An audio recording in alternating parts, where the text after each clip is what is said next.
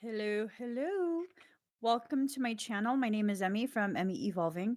If this is your first time joining me, thank you for finding me. If this is not your first time, thank you for coming back. So, let me prepare these cards. Doop, doop, doop, doop, doop. Okay, what's going on with you? Hi. Okay, so my hair is crazy today. Let me just tuck it. Okay, let me figure my hair out really quick.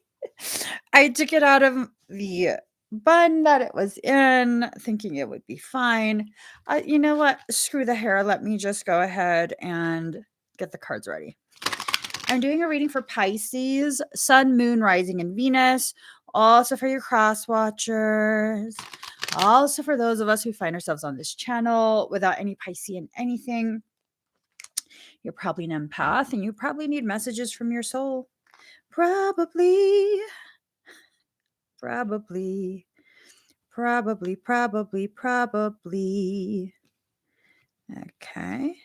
Just put these cards and shuffle them.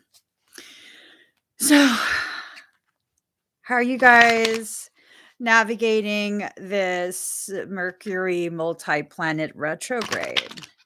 It's been very interesting. Very, very interesting. Been very taxing too. All right. I asked what this reading was going to be about, and I was told, are you ready to receive your power? Your power. You are a very, very powerful person. And because of the fact that you pretty much shrink yourself all the time to make it easier for other people to tolerate you, easier for other people to be around you, and you're so mindful of their feelings and if they feel less than around you, oftentimes your power goes unrecognized, and it has a lot to do with what you choose for yourself based on your environment. Many of us reject our personal power simply because in our environment, we have people who are uncomfortable with us being powerful. Okay. I'm just pulling cards. I'm not going to even count how many. I'm just pull a few from here, pull a few from there. Okay. I love this deck so much, but it's like consistently cannot shuffle it. All right. Let me get another. What type of weird dreams have you been having, Sochi?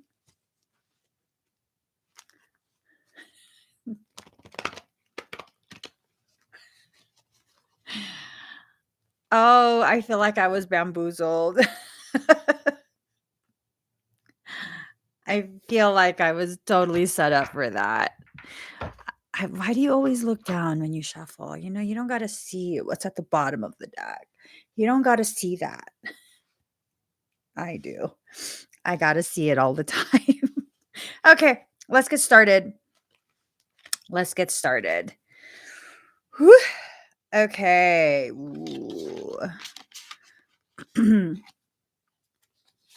Intuition. You need to become your own triple moon goddess at this point. You need to allow all those components to come together. Your youth, your wisdom, and your now. Put them all together. Allow yourself to get very, very full. Very, very full within yourself. Very accepting of you, your power, all of these different things that you keep rejecting because it's uncomfortable for people to witness you in your full glory. Okay, so I'm speaking to not just Pisceans, but empaths in general. In general, the fact that you can feel so deeply in a world that doesn't give you permission to feel tells me how powerful you are. Well, I mean, people just say I'm emotional. Those are the weak people. Sorry that hurts people's feelings. Yeah, you wanna be able to tell people that they're not allowed to feel, and then you're like, "Oh, you hurt my feelings by saying that." It makes no sense. Makes no sense. Do you see how that works? Like, I have to be apologetic because I hurt their feelings for saying they're weak because they won't allow you to feel. You don't have their permission to feel. It doesn't work like that. If emotions should not be part of your life as an adult, they don't, and they believe this, they don't get to tell me their feelings are hurt because I said my opinion. You get your power back by no longer allowing yourself to participate in these games that are played. What the fuck just happened?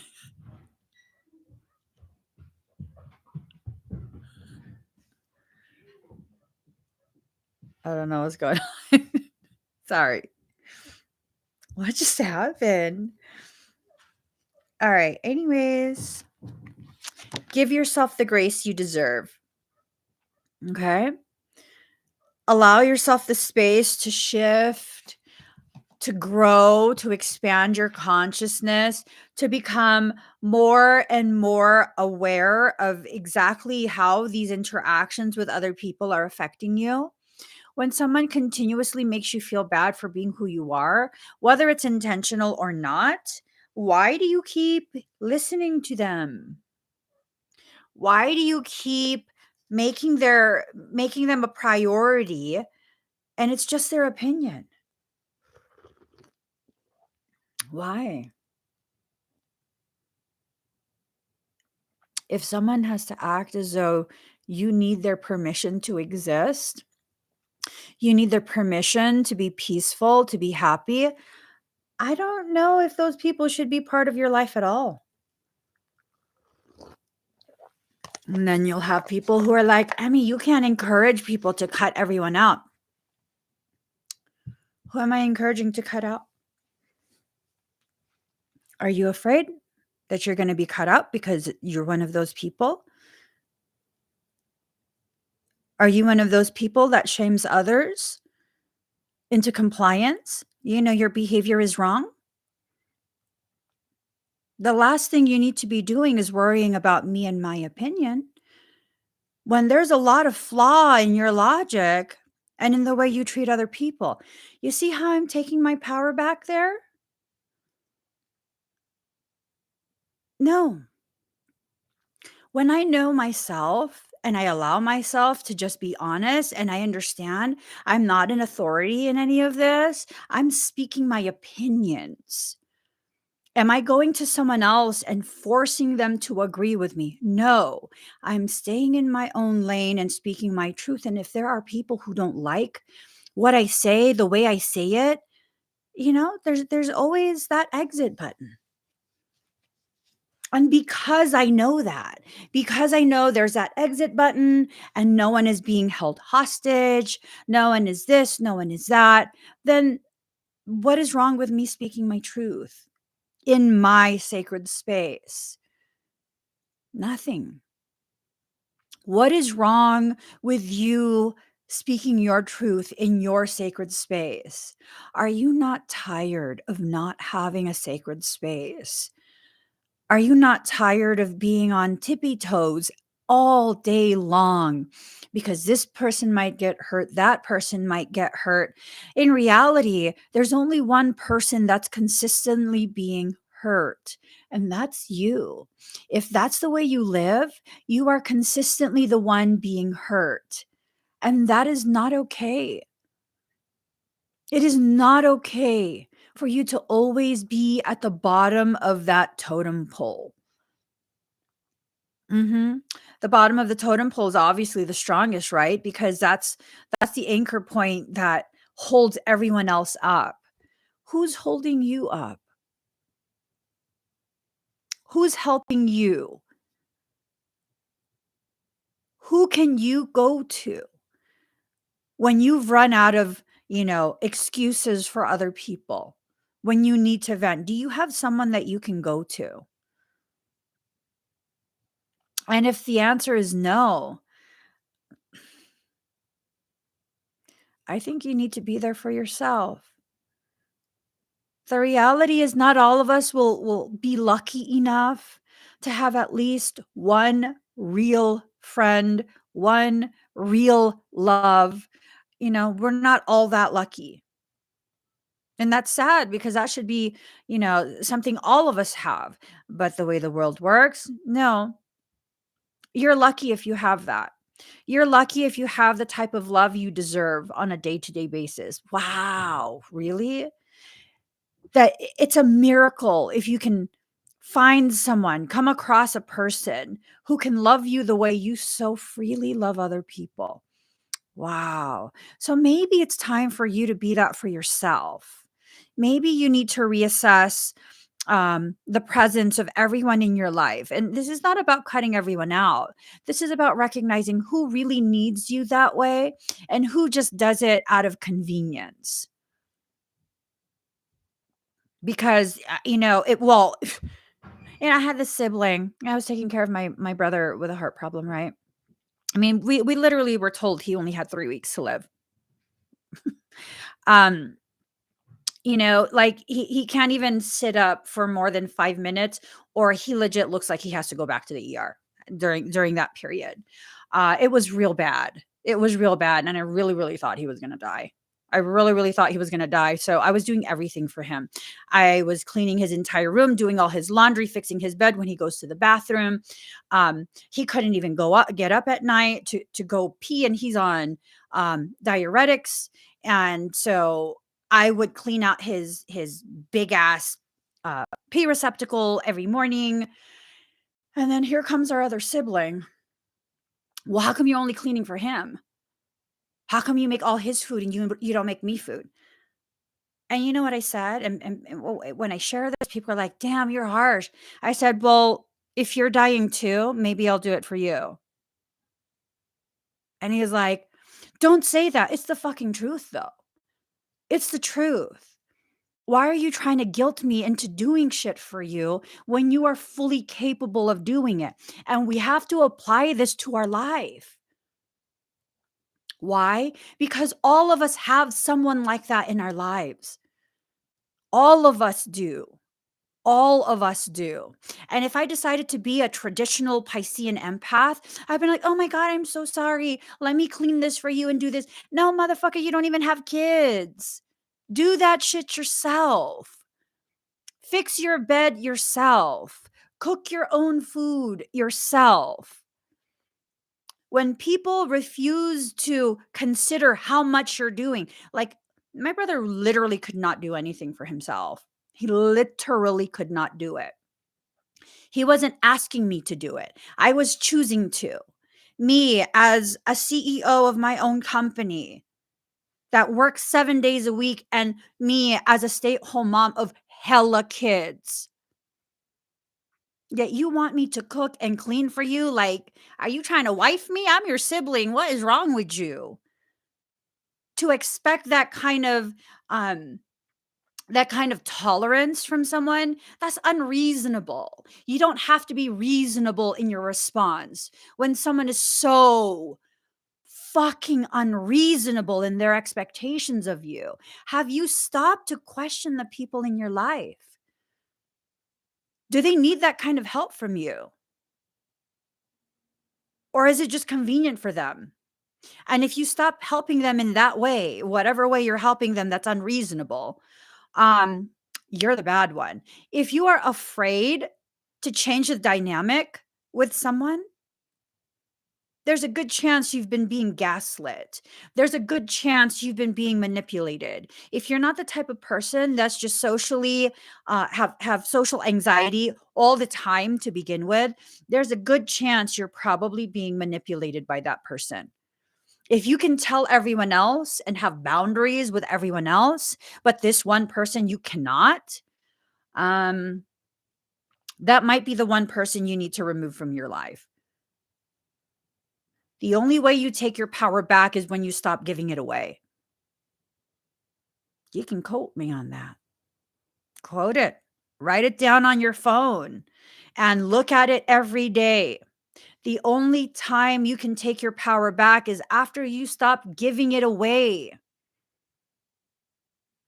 And I promise you, the people who are malignant, the people who are malicious, the people who are, like bottomless pits and want to take and take and take, and they have this logic of, well, you're offering.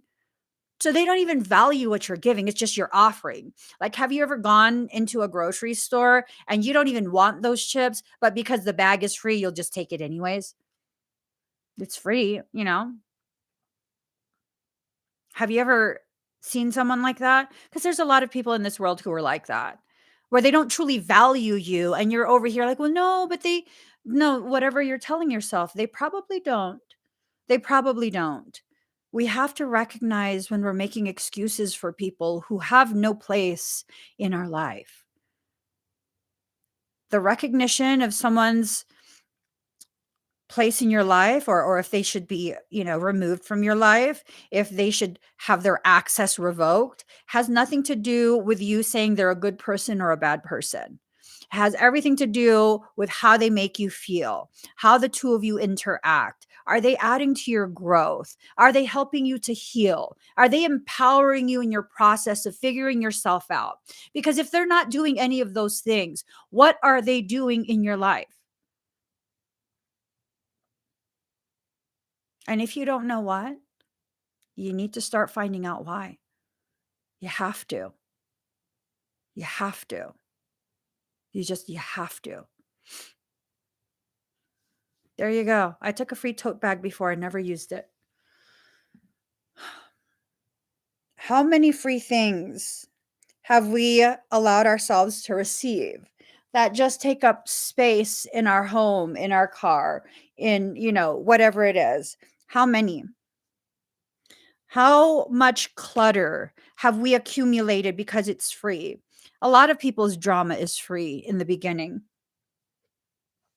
I was watching this video on, I think it was Savage X Fenty, lingerie. Um, and I was like, whoa, for real? Whew, are you serious? Someone was like just griping because, and I've never bought anything from Savage X Fenty, so I don't know how it works, but it's a membership. And, like, if you're not paying attention, you're then subscribed to I don't know, I was just like, "Wow, damn, that's a little questionable," you know? Am I saying Rihanna's a bad person? I don't First off, I don't even know her.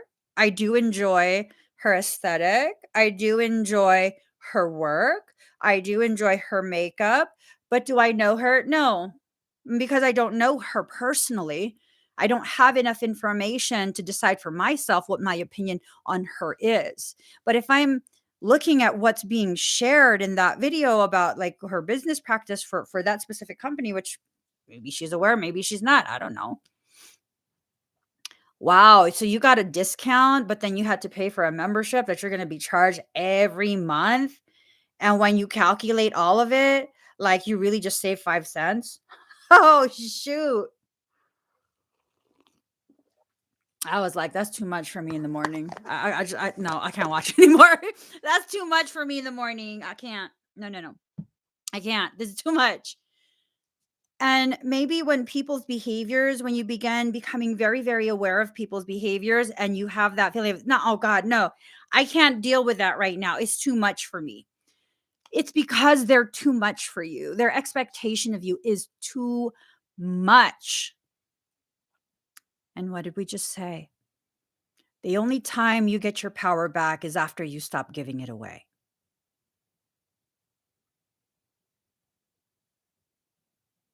The only time you get your power back is if you stop giving it away.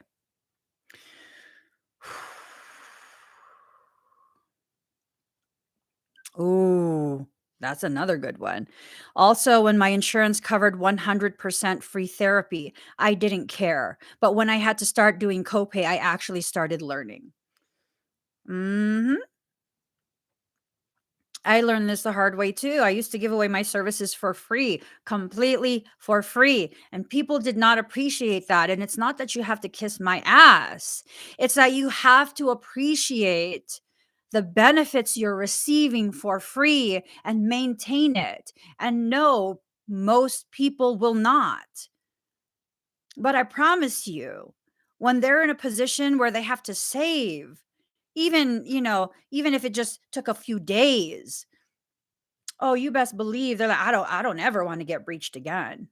I don't ever want to have to pay this amount to have nasty parasitic stuff removed from me. Like, what do I need to do? How do I maintain this? Beautiful, perfect, perfect. And this is a thing that people don't understand. You decide what your value is, and other people simply decide whether they agree or not. But if you're not going to set your value, no one has anything to decide upon. They can't decide if it's too much, too little. You have to first set your value. And it's hard. It's scary because when you first begin doing this, you're like, oh my God, who the hell am I? Like, no, that's too much. It's not too much. It is not too much. I promise you. You just need time to accept that this is the actual truth, that you have been lying to yourself. Someone once upon a time lied to you and told you you weren't worth as much. And you took it in and you've lived it for so long that you thought it was the truth. And maybe there's a little bit of cognitive dissonance kicking in. And regardless of what you're going through, how difficult it is, how afraid you are to accept how powerful and valuable you intrinsically are. This is not something you earn or work towards. You are intrinsically powerful and valuable. Because you exist, you embody power and value from the time you exit the womb. That's already yours. You don't have to earn that. That's already yours. You simply have to cultivate it and learn how to responsibly use it. Wow. If we could kind of wrap our minds around that, like, do you know how your life would change? Do you know how your life would change? I invite you guys to find really, really old videos of me on YouTube. As a matter of fact, here, hold on. I don't want to watch it because it's very uncomfortable for me. I'm good off that. Hold on.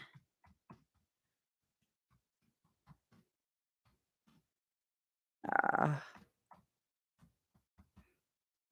let's see.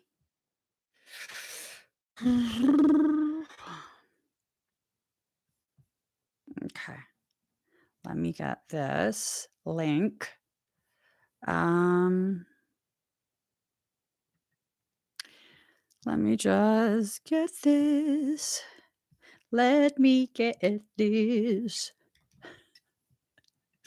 I don't want to watch it because it's really uncomfortable. Check out that link later. Check out that link later or now, whatever you want to do. Notice the difference in me in that video and me sitting here before you.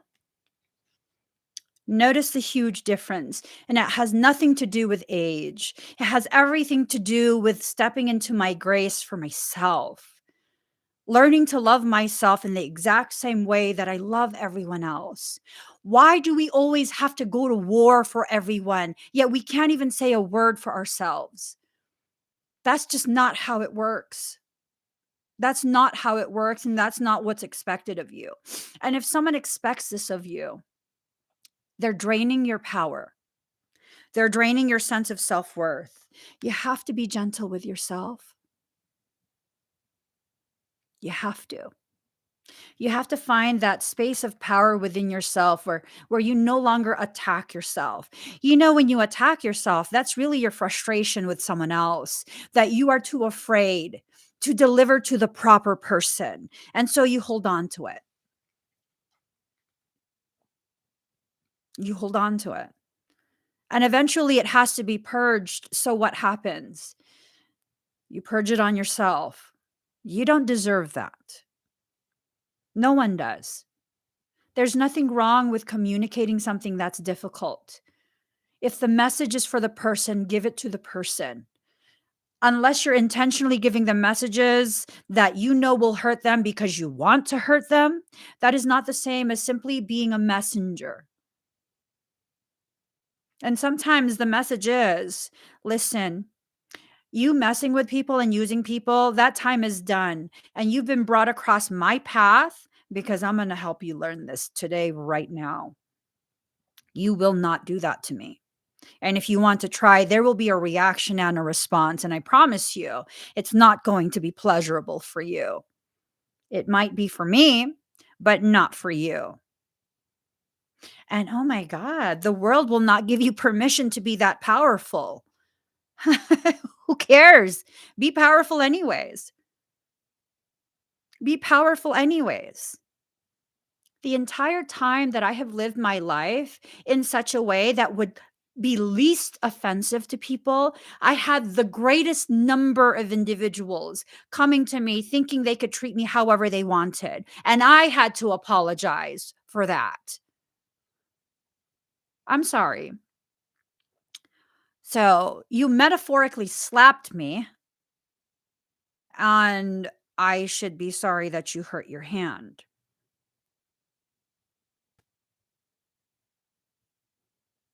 I'm sorry. I'm sorry that you lost your caca ass mind thinking you could approach people with that type of expectation. And people won't like if you say something like that. People won't like it. And they'll be like, oh my God, you're such a bitch. And you know what I would say? You should have fucking noticed that before you approached. I would have saved you the lashing that I just gave you. Yeah, I'm not sorry. You're a couple years too late. You must have been expecting a different type of Emmy. That was expired years ago. You're several years too late. This one is the empowered one. I'm not taking your shit. And people don't like that. I waited until I was about 37 or 38. I'm over 40. hmm I only stepped into my power a few years ago. Even while I was publicly live streaming, even when I started, I was so apologetic. Even the sound of my voice is different. My voice comes from a different place at this point. Like, I don't know how I would explain it outside of now I speak from truth. Previously, I spoke from a place of uncertainty, and I needed to go through the process that I went through and the struggles that I experienced so I could finally shed the layers. Those layers are the layers people told me earlier in my life were blankets to protect me from boogie monsters, when in reality, it was tarp and duct tape. That's it. It wasn't some robe of dignity. It wasn't some sort of blankie to keep me safe from the moo. No, it was tarp and duct tape because my shine was too bright and it made the cave dweller people too uncomfortable. Well, then they should turn away. Dim your light for no one, not even yourself. Dim your light for no one, not even yourself. Um, You had a more bubbly sound in that video. Now you sound like a spiritual. I would say grumpy. Yeah, no, I felt like I had to consistently be everyone's source of energy, be everyone's source of laughter and this and that. Now, if you laughing, it's because I'm laughing too. Mm-mm. I'm not playing no more games of like, oh, I have to be soft and gentle because if I don't, then people will think that I'm demonic. No, they thought that anyways, you guys. They thought that anyways. Not only did they think that, they tried to convince other people of that. They tried to tear me down. Multiple people. Me who stays in my own lane, not doing shit to anyone, always going out of my way to help. You know how many people would message me like I'm a fucking ATM daily. And yeah, I'm mad at myself because I established that. Yeah, I once had someone fucking crazy. They messaged me and they're like, this was years ago. Um, I'm gonna be moving and I need like $1,500. But I'll take like 1,000 and you can wire it to my account. Who the fuck is you? I'm sorry, what? Yeah, no, I'll settle for 1,000. 1,000 what? $1,000. Do you not see me live stream every day from a park in a parking lot? Are you not aware of that? Have you not heard me talking about there's no running water in the RV and the toilet just broke and it's been leaking from bumper to bumper and my brakes are broken, but you'll settle for $1,000. Mm, yeah, no, I was that level of obnoxious. Me, I'm laughing at myself because I girlfriend legit. Girlfriend legit established this shit with thousands of people. I be crazy sometimes, and when I'm crazy, I elevate the cray cray to a whole nother level.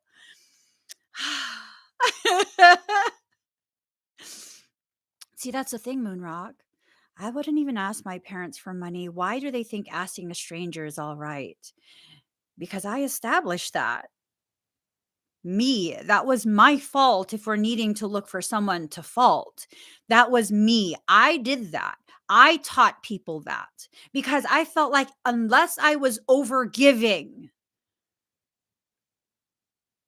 I would have no space in anyone's life, that I would be rejected. It's a trauma response. It's a trauma response. How much has your life traumatized you? And how has that trauma been expressed in your life?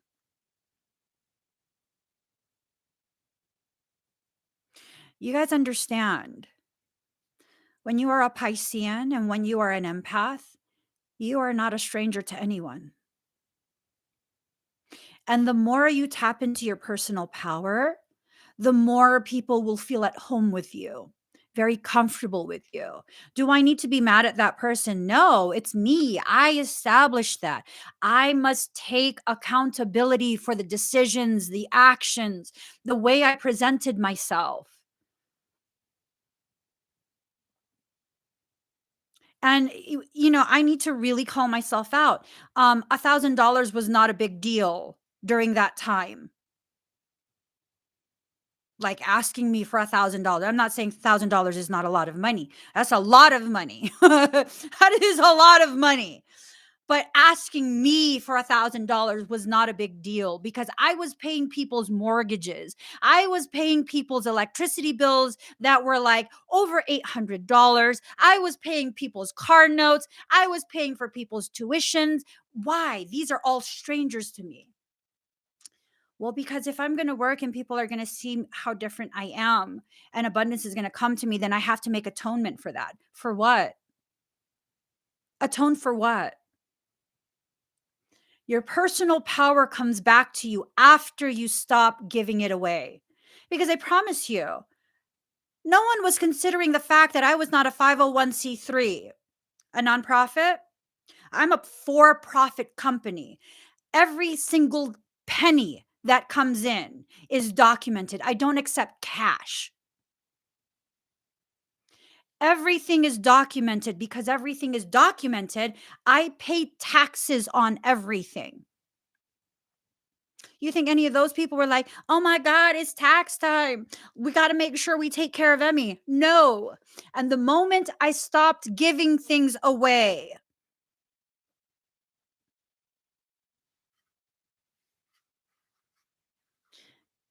guess who got attacked?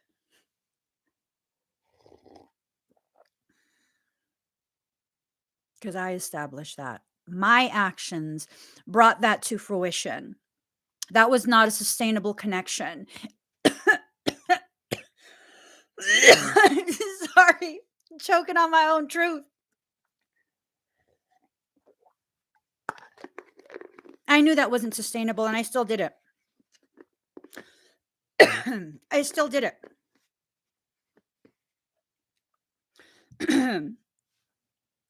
No one needs to feel sorry for me. Like they don't have to feel badly and protect me from myself. Those are all decisions I made. And because they're decisions I made, my recognition that I was giving my power away should, doesn't always for all people, but it should help you to understand that when you stop doing that, you stop having that problem. Absolutely. MC Hammer syndrome. Absolutely. We have to understand the ways in which we cultivate these types of toxic connections with people. It doesn't always mean the people are toxic. Let's be clear on that. It does not always mean the world is full of nothing but toxic user people. No. It means we have to own the decisions we make, our trauma responses that cause us to give our power away. And your power is for you, it's not for dominating or manipulating other people. I had to learn the hard way. A lot of what I was doing was manipulative. Yes, I was working my ass off to earn this money. But why was I giving it away like that? Because I wanted to be able to dictate to people how they would see me. And guess what? I still couldn't do that. When someone is committed to their not understanding you, they are committed.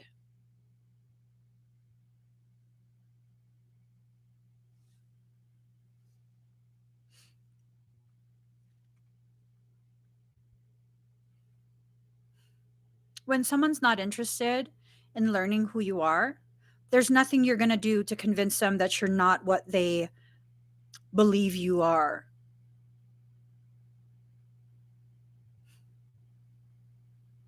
I want to do an experiment. I don't know if you guys will be willing. I'm so secure in myself, my worth, my integrity that kind of curious. Go on spiritual circles on Facebook, whatever spiritual community, whatever forum, and just ask, hey, have you guys heard of Emmie evolving? Curious what they'd say. Curious, but not really. Curious, but not really. I ruffled a lot of feathers because I used to comply so deeply, and then I stopped. I just decided, like, no, that's too much already. It's too much already. And the type of reactions and responses that I got, it's fucking crazy. It was crazy. I definitely wasn't expecting any of that. Like, yeah. That's okay. Because guess what? I set my own worth. I literally set my own worth. You will find people who have really beautiful things to say, and they touched my life and yada yada yada. And then you'll have people who don't know me, have never had sessions with me. Oh my god, she's so evil. You know what I heard? What'd you hear? Tell me. Do share. I want to laugh today. You heard rumors about me? Go back and listen more. I don't give a shit. Yeah, no, I literally don't. I literally don't. When you are too busy working on your own integrity, on really very much cultivating your sense of self, your personal power. And this personal power, again, it's not to dominate other people, it's to dominate your internal demons. Okay? What other people say really just not going to matter. And it's not that I don't give a fuck. I give a fuck about so much. Like so much. I care about so much. The bullshit, not so much. No, not really. When you go in toxic environments, you will find toxicity. So I gotta, kind of put that disclaimer. If you're gonna start asking about me, you might need to be prepared to fight. Because if people realize the reason you're asking about Emmie evolving is because you appreciate me in some way, you gonna get yourself into a big ass fucking online brawl. Mm-hmm. Mm-hmm. Now, I don't think I'm Miss Popularity, but at one point, my organic reach was pretty big on Facebook. And the people who supported me at that time were sharing my fucking posts everywhere all the fucking time. A lot of people are irritated by seeing my fucking face and posts on Facebook. Why? What have I done to you? I've achieved something you feel is rightfully yours without having to work for it. That's why. That's why.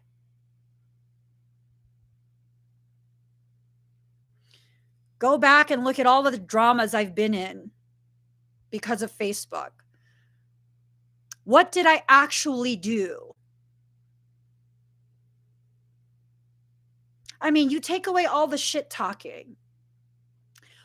What did I actually do to someone?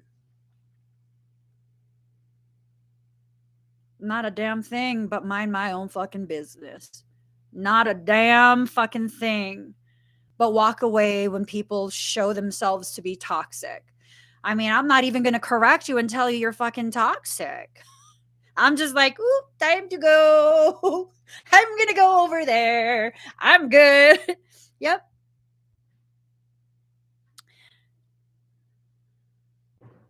And it's okay. People can have their opinions of you. I had a viewer once say to me, um, nothing catches other people's attention like a phoenix on the rise. Yeah.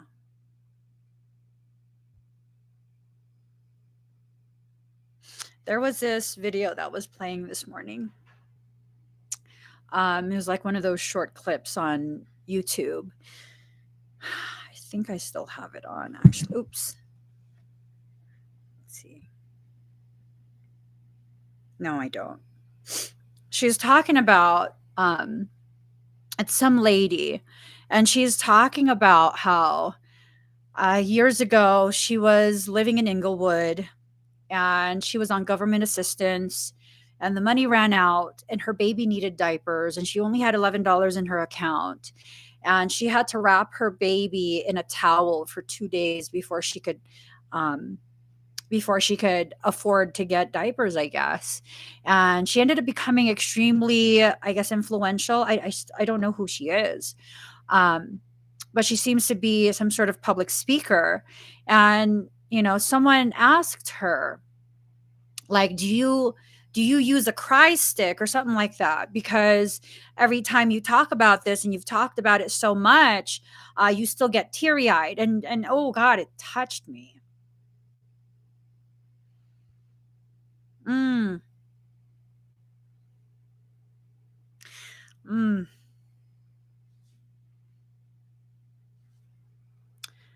She said every time she talks about it, it brings her back to that place.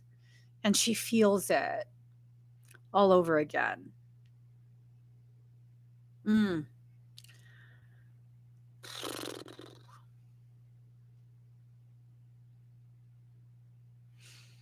Mm. And she told her baby, I think on the second day, she told her baby, she made this promise of, I'll never allow myself to be in this position again. I promise you.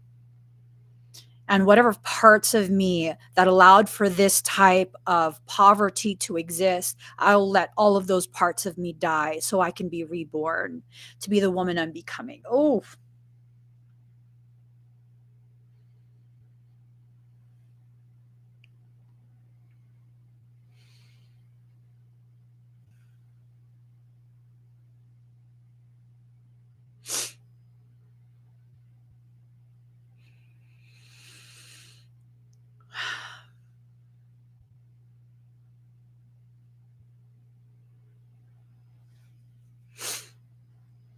mm. Sometimes, sometimes it's that struggle that helps to break you open. Not just break you down, but break you open so more of you can come out. More of your power can be experienced by you personally. More of your truth spoken. Mm.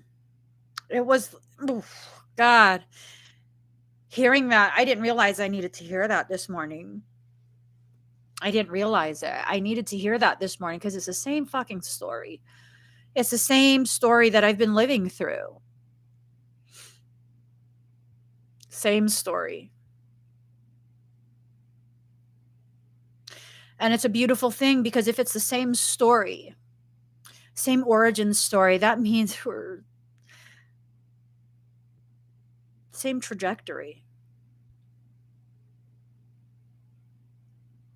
And what I see of the woman on the screen, that type of power and personal peace,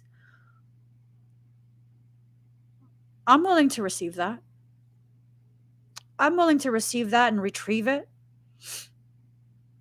I'm willing. I'm willing. That's, whew. Mm, mm. I'm willing. I'm willing. And everything that you go through in your life is helping you to better understand the next part of your life. The, the next part of your life. The next stage. It's going to be okay. Right now, the stage that you're in, the fact that you're seeing this video live or recorded, this is your soul, not me, but your soul telling you you're just being prepared for the next part. Keep your chin up so you can see it coming. You're being prepared for the next part. Keep your chin up. You'll see it coming. You'll understand what you're being prepared for. The struggles in life do not last. They have an expiration date because the only thing guaranteed in this life is change. But the struggles can change for the better or the worse depending on what you decide. You get your power back after you stop giving it away. So stop giving it away. Have patience with your process. Really, truly have patience with yourself. Use discernment. Allow yourself to block out the bullshit that's not helping you to grow. Some of the bullshit is necessary because that's the very spark that lights your fire. That's the very thing that causes you to choose your growth. And that's okay. We're not here with a goal to have a life devoid of any meaningful experiences.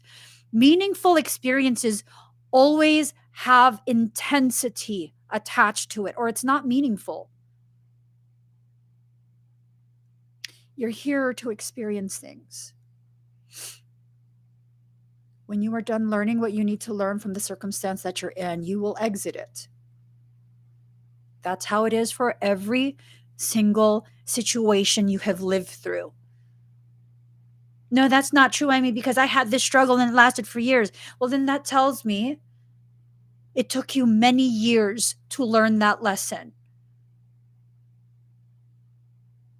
After you learned it and you exited, did it happen again? Well, someone tried, but did it happen again? Well, no, because I let them know. Exactly. Exactly.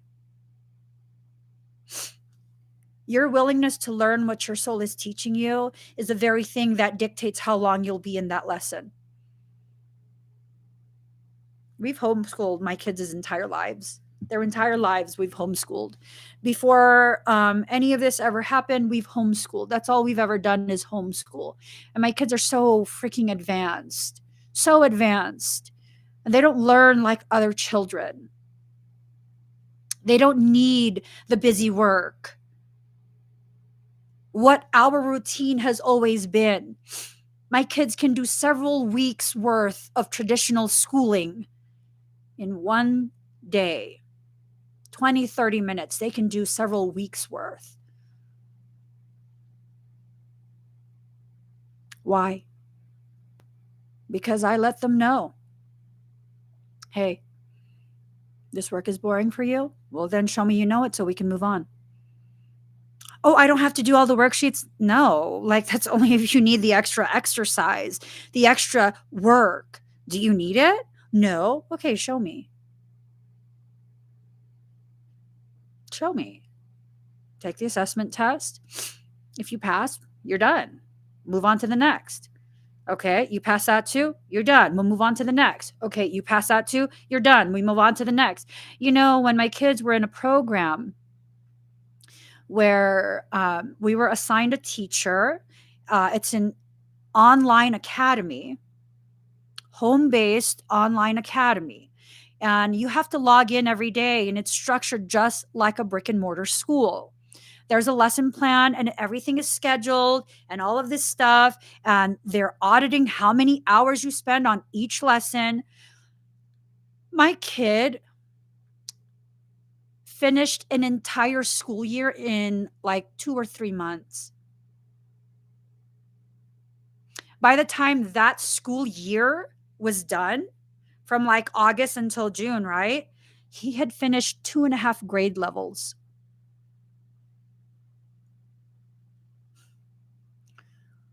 I'm not gonna waste your time. I'm not gonna waste your time. You know this work. You don't want to do the work. You're giving me attitude because it's boring. Take the test. Show me you know it. Why do I have to do this? Well, because the state is auditing you. I don't want to be in trouble. Your teacher doesn't want to be in trouble. And we need to prove you know this work. Take the assessment test. Be done with it. And because that's how we did school, like if you literally know the work, there's no need for you to do the worksheets. That's probably why most people struggle with homeschooling. They think they have to do every single worksheet. If your kid knows the work, they know the work. Move forward. Stop wasting their time. Just because they're smaller than you does not mean they're less human. How do you feel when someone wastes your time? If my kid doesn't want to do the work and they don't know the work, all right, what's going on? Is this hard? Because we don't expect you to know this. That's why we're doing the work. Ask me questions so I can help you understand what you don't understand. Okay, do you understand it now? Yeah, I get it now. Okay, go ahead and do the work. And usually, if my kids don't understand the work, the subject matter for that day, and then it clicks, they will do extra worksheets because now they're extra proud of themselves. And that has to be celebrated. That has to be celebrated. Like, yes, see, you got it right and you got it right. And yes, you get it. Did you know most highly intelligent children and adults, you will further complicate something that's very simple because your brain is so complex that when the answer, the solution is simple, it can't potentially be right. There's no potentiality of that being right. It has to be wrong. But is it?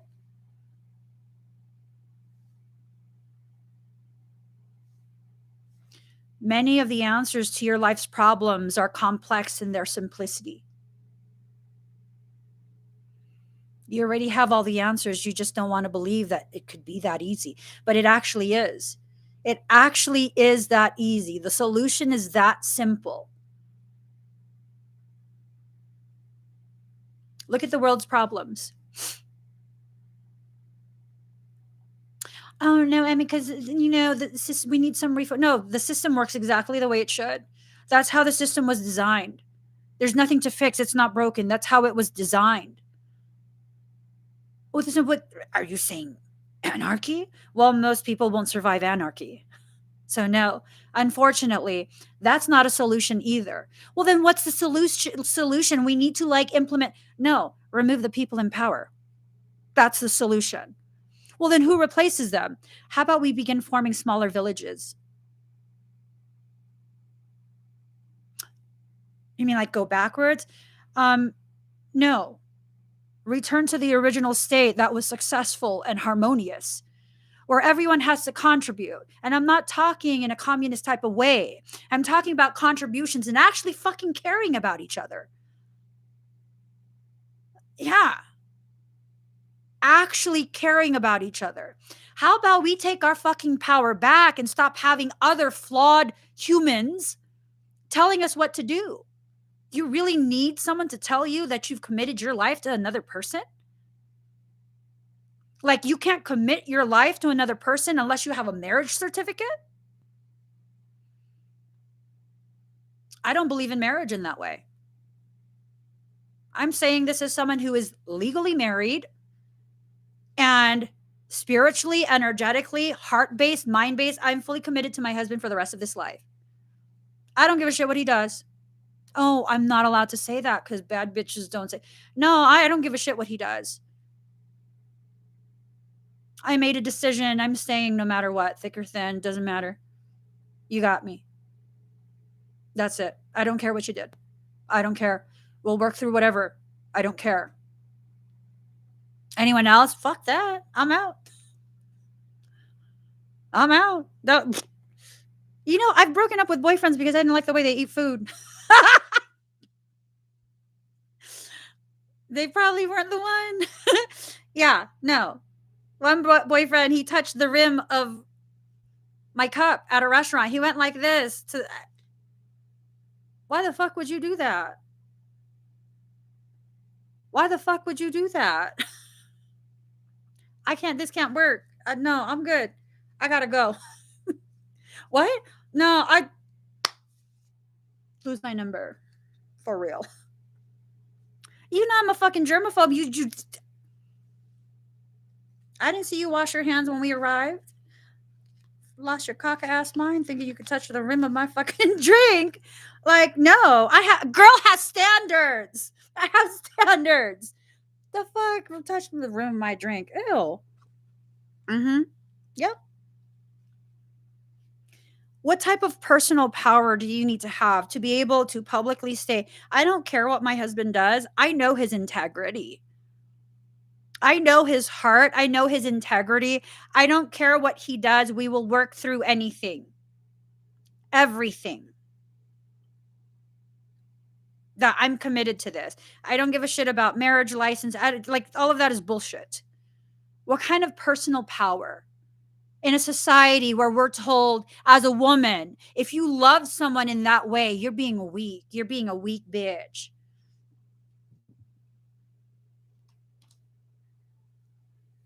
What's weak is letting another person who's unhappy in their life dictate to you how you should measure your happiness. You fucking kidding me? Yes, my husband can absolutely tell me what the fuck to do. Yeah. Mm-hmm. And some people might be like, "Oh, he's like he totally just lets you get away." No, he doesn't even have to tell me no. He's just like, you're going to do whatever you're going to do anyways." To me that's like, "Oh, I better stop. I better stop. I took it too far. I better stop." Mhm. Yup. Yup. There's something powerful in being able to own the life that you live and who you live it with, and being able to set your own standards as to how the two of you are working through things, living through things, growing in love. Take your power back.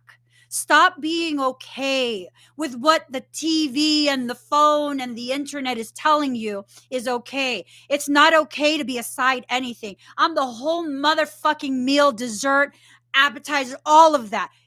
Backwards, forwards, it don't fucking matter. Mm-mm. Like, it's okay. Like, nuh-uh. No.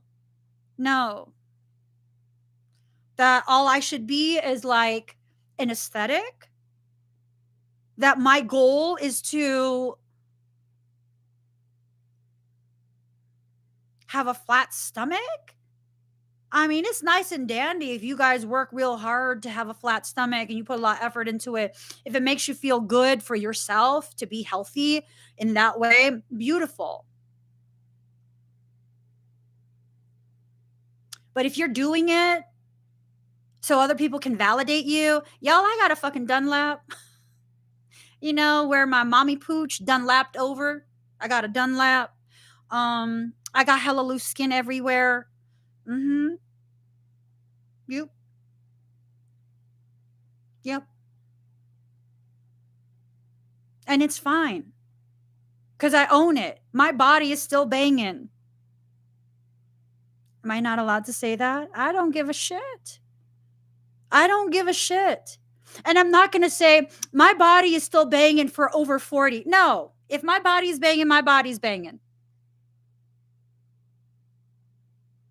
You want me to try and set my value based on the aesthetics of someone who's prepubescent?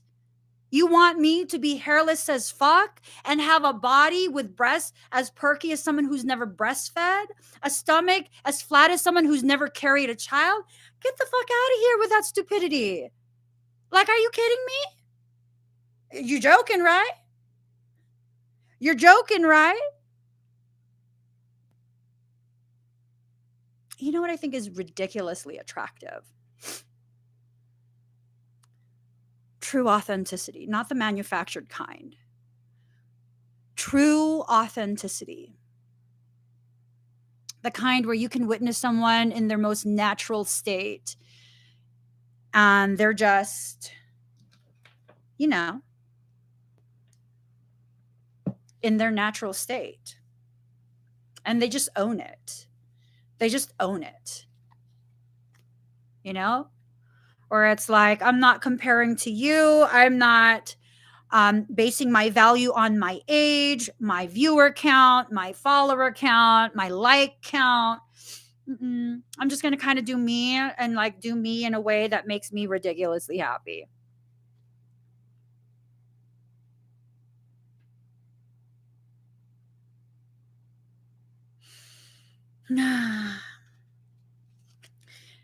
You will retrieve your prosperity the moment you let go of the shackles you keep holding on to.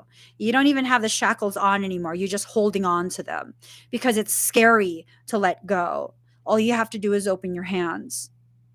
Have you ever seen those videos of wild animals being released back into the wild? Those wild animals being released back into the wild, and they're in this field and the cage door is open and the animal is clinging to the cage. It won't come out. Doesn't that make you so sad? Because if it makes you so sad, that's probably because you can relate. You probably see yourself in that wild being, afraid to return to the wild. And it's okay. It's okay if you're afraid. It's really okay if you're afraid. Do it anyways. Go back home to yourself. Someone else is not your home. You are home for yourself. Someone else can be your neighbor. They can totally be your neighbor. They can be your roommate even. but you are your own home. Return back to this place of magic, and I'm not talking about magic like practicing different types of spells and rituals and stuff. If you can only see magic as that, make it ritual for you to love yourself, for you to like just rub on yourself. I love moisturizer. You guys are probably like, okay, that's so weird. Um, Moisturizer daily, like it's me, like really just rubbing on my own skin, getting to re-know myself every single time I put moisturizer on, nourishing the part of me that protects me. Your skin is your largest organ. It keeps your inside separate from the outside world. It is your protection. Having gratitude for the fact that it exists because it protects me, and that's why it was created, and loving it, nurturing it. I mean, moisturize yourself with that thought and see what happens. Like, wow, it's amazing. It's amazing. And most of us probably don't moisturize, not until we get super ashy or have flaky skin or all of these other things. I regularly exfoliate. And as I'm exfoliating, like everything I do is with intent. I'm not just doing things for what? For aesthetics? No. Everything I do is for intent. It has an intention with it. When I exfoliate my skin, which happens regularly, what is happening?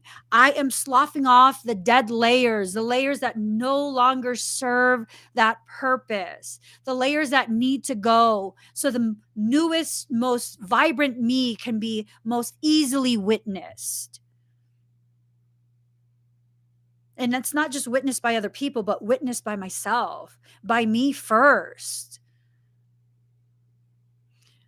When someone truly feels beautiful inside, no matter what he or she looks like, I can feel that. And it's so beautiful. It is. Like for me, when I was much younger, I was so disempowered because, first off, hello, I'm an Asian, and almost the whole world has their perceptions of what an Asian is and how Asian women, especially, are allowed to behave and be treated. And, it's like, okay, do I play into that? Or do I just do me? And for much of my life, I had to play into that, be very docile. What's funny was my girlfriends in high school knew I wasn't docile, right? And we had already graduated, and we're like friends on Facebook and stuff, a very old account. And someone said something under one of my pictures, and I went off on them. And one of my girlfriends was like, they looked at you and thought you were a submissive Asian. And I was like, right. Fucking stupid. That's what you got. That's what you got. Mm-hmm. You want to treat me like a fetish? I'll treat you like I'm your dominatrix. Right? That's what people, you can say things and be rude and whatnot online, but as long as you follow it with the LOL and an emoji, oh my God, how dare you talk to me that way? I was just kidding. No, you weren't. No, you fucking weren't. No, you weren't. You weren't. You were showing your ugly parts and you thought you could hide behind the LOL. Mm-hmm. LOL, little old loser. Mm-hmm. Now you got to take the L. Now you got to take the L. It's okay for you to have an organic response, organic reaction. That's okay. And if people didn't like it, I mean, they needed to correct themselves to begin with, thinking they could joke around with you in a way that was not appropriate for the type of connection you have. If that connection lacks a type of intimacy that's required to be able to joke around like that, then you can react that way if you want. Like someone heard me talking to my cousin, right? Me and my cousin, we got such a funny ass relationship. I'll call her and be like, "Bitch, what you doing?" "Bitch," you know? She's the only one that can call me a bitch. Someone else tried that in the comments. I'm like, "Who the fuck are you talking to? I know you're not calling me a bitch because we ain't family." I mean, I know I make you feel comfortable, but recognize you in my fucking house. Don't fucking address me however the fuck you want. You're not my cousin.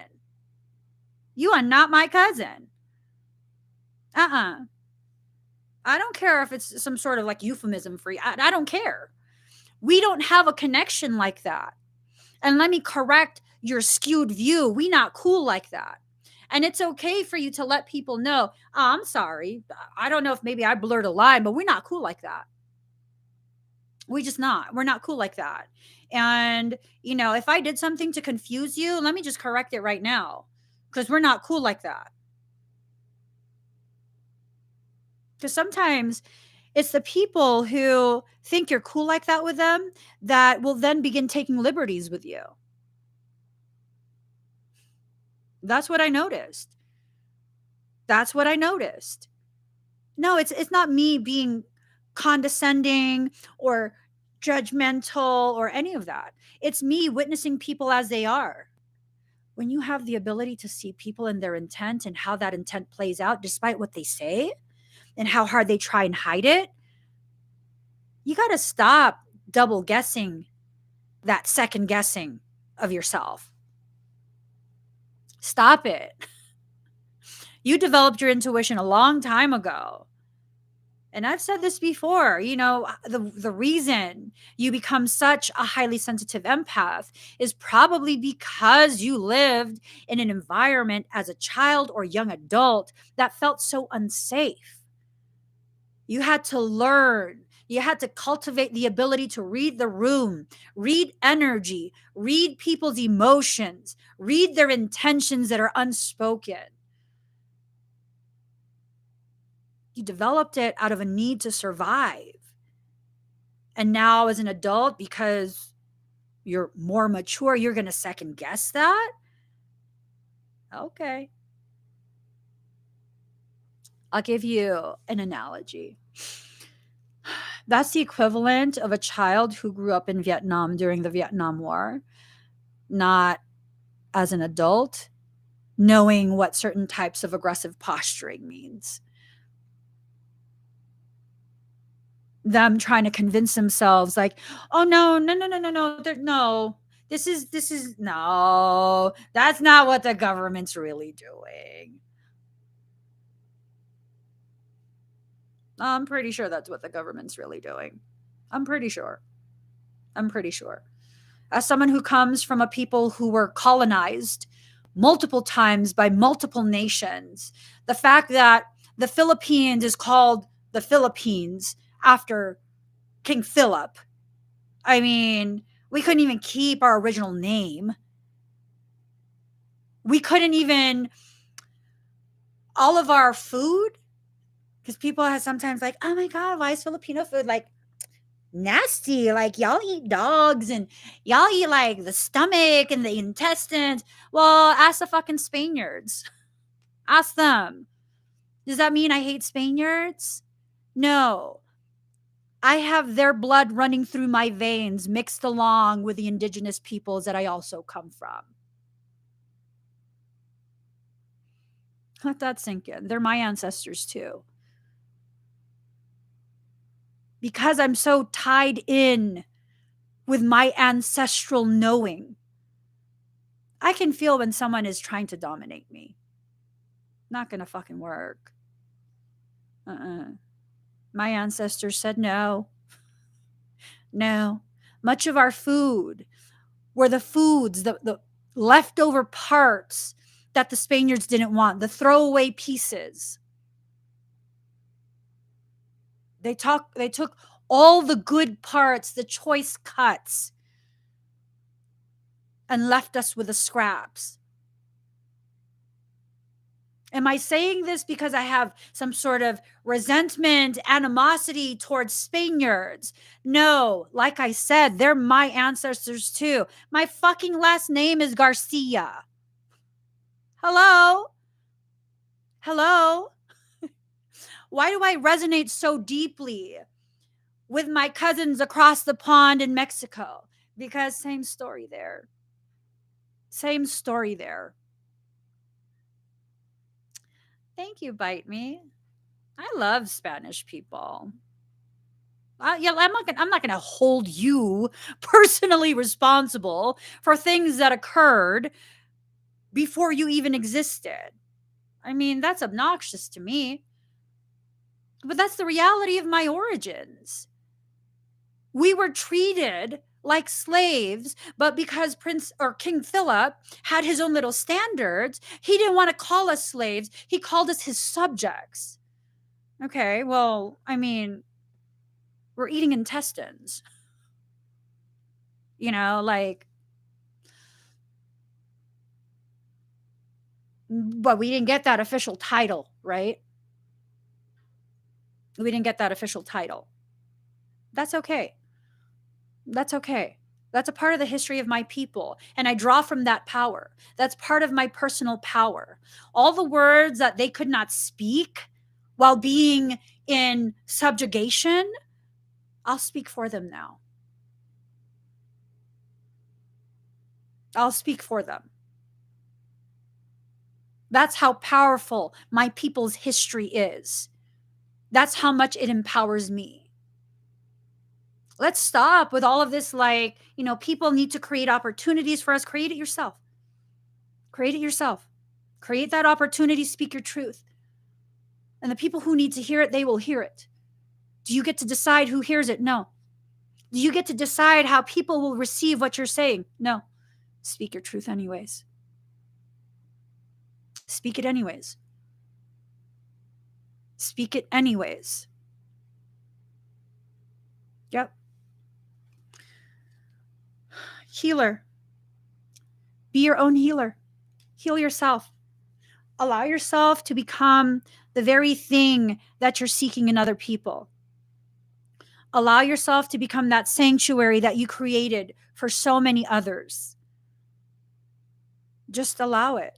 You built this beautiful garden to give refuge to the weary souls and broken hearts. And this is the very reason why so many people come to you, are drawn to you, seek you out, feel safe with you. There's no rule that exists that says you can't be in that garden as well. None. While you're tending to your garden, you can easily rest your head on the ground. Allow yourself to lay on your back, stare at the sky, and just breathe. Take a moment to rest. It's okay. It's okay for you to understand that you're tired. It's okay to be exhausted. Life is exhausting when you're not aligned. Do you know how much more effort it takes to do something when it's not aligned versus when it is? How much more energy are you expending trying to force something that's not meant to happen? This is the very reason why if someone doesn't respect me, just go away. It's fine. I'm not going to, oh, you're not going to try and convince me? Why would I? You've made up your mind. If you haven't made up your mind, you would quietly watch or you would ask questions, at which point your actions tell me you want to learn more about me because you haven't made up your mind yet. But when you start trying to correct me all the time and like, oh no, oh no, just go. Just go. You already made up your mind. I'm not going to try and convince you that you're wrong and I'm right. That's we don't have the same heart like that. We don't have the same heart like that. My love sets you free to believe and live as you believe and choose to live, not the way I dictate. And if that takes you away from me, I hope you have a beautiful, beautiful, successful, fulfilling, satisfying life. There was a Tupac quote, something along the lines of, Just because we're not friends anymore doesn't mean I want you to fail. Just because you can no longer sit at my table does not mean I want you to starve. Something along those lines. And it's true. It's true. I don't want that for anyone. Because, well, Emmie, they did you wrong. Yeah, but I'm not them. I refuse to become the monster that they are. And this is not about enabling people's like malicious behaviors towards you by making excuses for them and allowing them to continue. After a certain point, you're going to get a fucking smackdown from me if you don't knock it off. You're already free to go, but if you continue to stay and try to be harmful and hurtful to me, you're going to get one big ass fucking reaction from me. You're not going to like it. I promise you. I promise you. You're not going to like that. And then when you come back to me and tell me like, oh my God, that was so excessive. Like, you're such a bitch. Yeah, I am. You knew this. You've been saying it about me. Tell me you haven't. Tell me you haven't been, very low key going behind my back and telling people I'm a bitch. And then what? You thought you were exempt from that? You watched me speak my truth this whole time? And you thought you could be exempt from me speaking truth to you? That you're so fucking out of hand? Let me correct you right now, real quick. There's a lot of people like this in this world where they have no problem you telling someone else, like, no, you can't treat me like that. But the moment you tell them, like, you can't treat me like that either.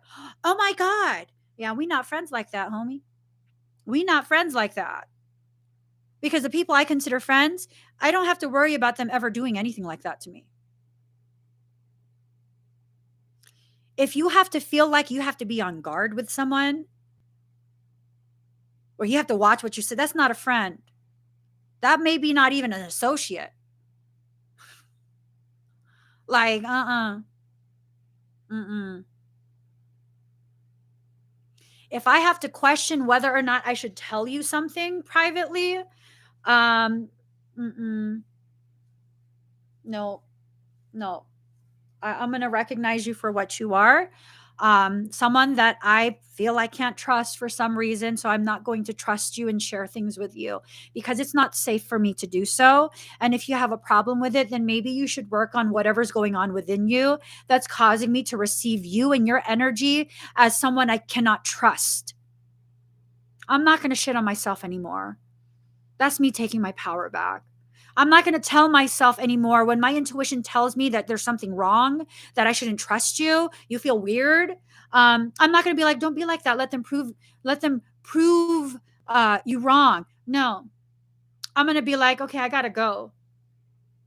I mean, how come you never hang out? Well, I mean, I don't know. I don't feel like it. I don't know. I'm sure you're a nice person, but I don't know. I just feel like I shouldn't. Oh my God, I can't believe you said that to me. What? Answer your question? Did you expect me to lie? See, and that's the thing. When people ask you a question and you tell them the truth and they're offended by the truth, it's kind of like, did you expect me to lie? And if they expected you to lie just to cater to their feelings, they just told you where they stand with you. It's about them, their comfort, what they want. And even if you have to lie to give me what I want, you better fucking lie. I don't want people like that in my life. I don't fucking want people like that in my life.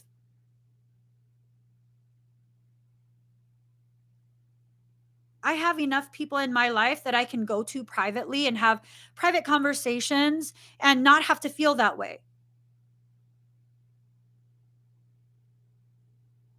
Where I know I can be truthful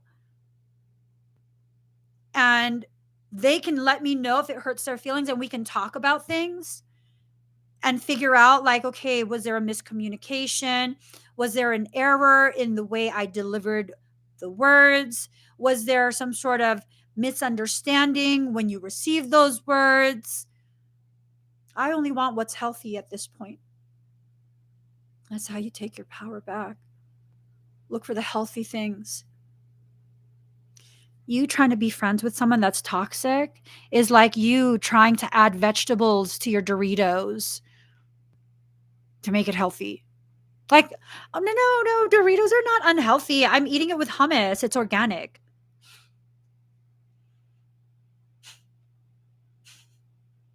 I'm just saying. No, no, no, Emmie. I take spirulina. I take chlorella. Did you know that spirulina and chlorella are so good at chelation that if they're grown in water or environments that have heavy metals, it'll bind with it. And when you ingest that chlorella or spirulina, you're ingesting heavy metals as well. That's why I stopped taking it. You think you're super healthy because you only drink tea and, like, screw everyone who drinks soda. You know that all tea leaves contain fluoride? It leaches from the ground. Look it up. Mhm. And I've already told you guys about the whole, like, organic stuff and, pesticides and chlorine baths and yada, yada, yada. It's like, if you don't know what you're really getting yourself into, why are you wasting time trying to lecture other people? It's an ego-based activity. It's a very ego-based activity, and it needs to be corrected. Ego doesn't have to be destroyed. It needs to be put back in its proper place. It needs to be put in its proper place so it can properly function. So I've over the years had people criticize me because I eat meat. I eat animal products, certain types. And there's this thing that goes on for some, not all, not all. For some, and they wear their dietary preferences, dietary lifestyle as though it's some sort of badge of honor. And then they'll criticize people who eat things that they don't. There's junk food vegans, right? Yeah. They're vegan, but all they eat is junk. And here's a question. I'm not hating on vegans. I'm hating on the people who identify as vegans but are actually just doing it as a badge of honor, and they're actually hateful people. There's a small percentage in the vegan community that's like that. Hateful ass people, right? So here's the thing. If you're going to lecture me on why I eat meat, and I could easily eat the Impossible Burger, and okay, let me like get my lips ready for this, okay? If your reasoning for being vegan is moral standings, you haven't changed anything about yourself if you're still eating meat-like products. Why would you eat something that's simulating the flesh of dead animal? There's nothing spiritual about that. Are you kidding me? You're trying to simulate carcass. So you haven't left the mindset behind. You're actually not that evolved. You're not as evolved as you try and play yourself to be so you can feel better and bigger than other people. Has anyone ever questioned this? Like, if you're vegan, why are you still like impossible burger tastes like real meat? Why? So you're still craving dead animal.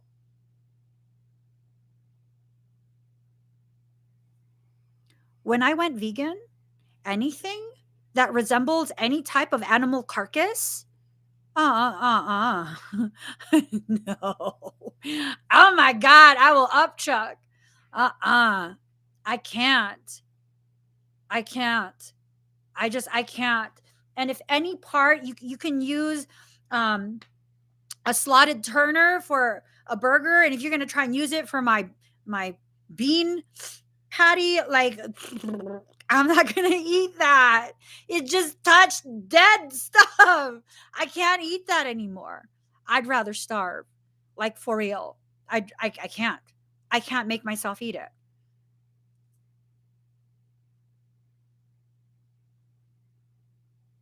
See, there you go. I got called to become vegan. I do it because personally I feel better. I still enjoy honey though, but I can't stand obnoxious elitism vegans. That's exactly what I'm talking about. The ones who think they are elite because of their dietary preference. I'm not talking about all vegans. I have quite a few friends who are vegans. Beautiful, beautiful people. Beautiful people. I can't have any friends who are vegans that are of that mindset. Like, I think they try and simulate normal beef as much as possible with that Impossible Burger. Look into glyphosate Impossible Burger. Look into it. Glyphosate is a major, major no-no. It works with synergistic toxicity. So glyphosate will work with heavy metals. You know, quite a few of our products have aluminum powder. Cosmetic products. Quite a few. And they say it's safe. Quite a few of our cooking things are made of aluminum. We have aluminum foil. Do you know what aluminum does? Poisons the brain. And people will say it doesn't carry the right charge to cross the blood brain barrier. Oh, but you toss in glyphosate, it'll cage it up. And that carries the right charge. And it'll transport it across the blood brain barrier. Dr. Stephanie Seneff, synergistic toxicity. We're in a winter time within ourselves. We're in this place within ourselves where we need warmth. We need comfort. We need something nourishing, something filling, something that makes us feel loved. Be that for yourself. Come into union with yourself. Invocation. Union. Oh, God. I'll let you guys decide what this means. Union, invocation, and power of attraction. So maybe there's this thing going on where, for some, calm down, guys. Calm down. For some, this means that as part of your process of taking your power back, you're needing to actually allow certain situations to occur. Yes, Elijah, glyphosate is an herbicide and it's the major active component of Roundup. And Monsanto is actually in a class action lawsuit right now because they've known since, gosh, before the 80s. I know that for sure. Before the 80s, they've known about the side effects of glyphosate. They tried to say that because human beings don't have the shikama pathway in their gut and only bugs do, that glyphosate is safe for human consumption. It is not. Things that are whole grain, they have more of the layers that absorb the glyphosate through the growth period. That's higher levels of this poison you are consuming. But they don't tell you that. Instead, they market it as heart healthy. They're not going to jail because they're too powerful. But I believe it's a $1 billion settlement. Here's the thing. I should be part of that settlement because of the way it affected my kids. Kids almost died because I was a vegan. Yeah. So they won't allow me to be part of that class action suit. Because why? Because my kids didn't die and my kids don't have cancer. Let that fucking sink in.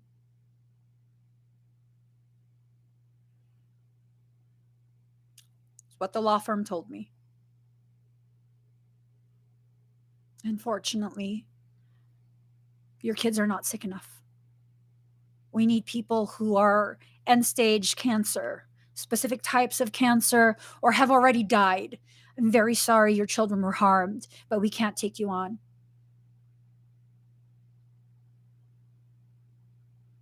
Everything I know about, I've looked into because of my life experience. From the grapevine all the way up to Oregon, from the Pacific coast all the way to the Sierra Nevadas. That's hotboxed. That's a growing valley. Hotboxed almost all the way up to fucking Oregon. I've shared with you guys before. For a very long time, I could not cross the Sierra Nevadas. The furthest I could go towards California was Barstow. That's pushing it. The moment we enter that area where Prim is that like casino area way past the strip, the Vegas strip. Oh, there's already fuckery going on. It has to be advanced stages of cancer that you are diagnosed with. You need an official diagnosis.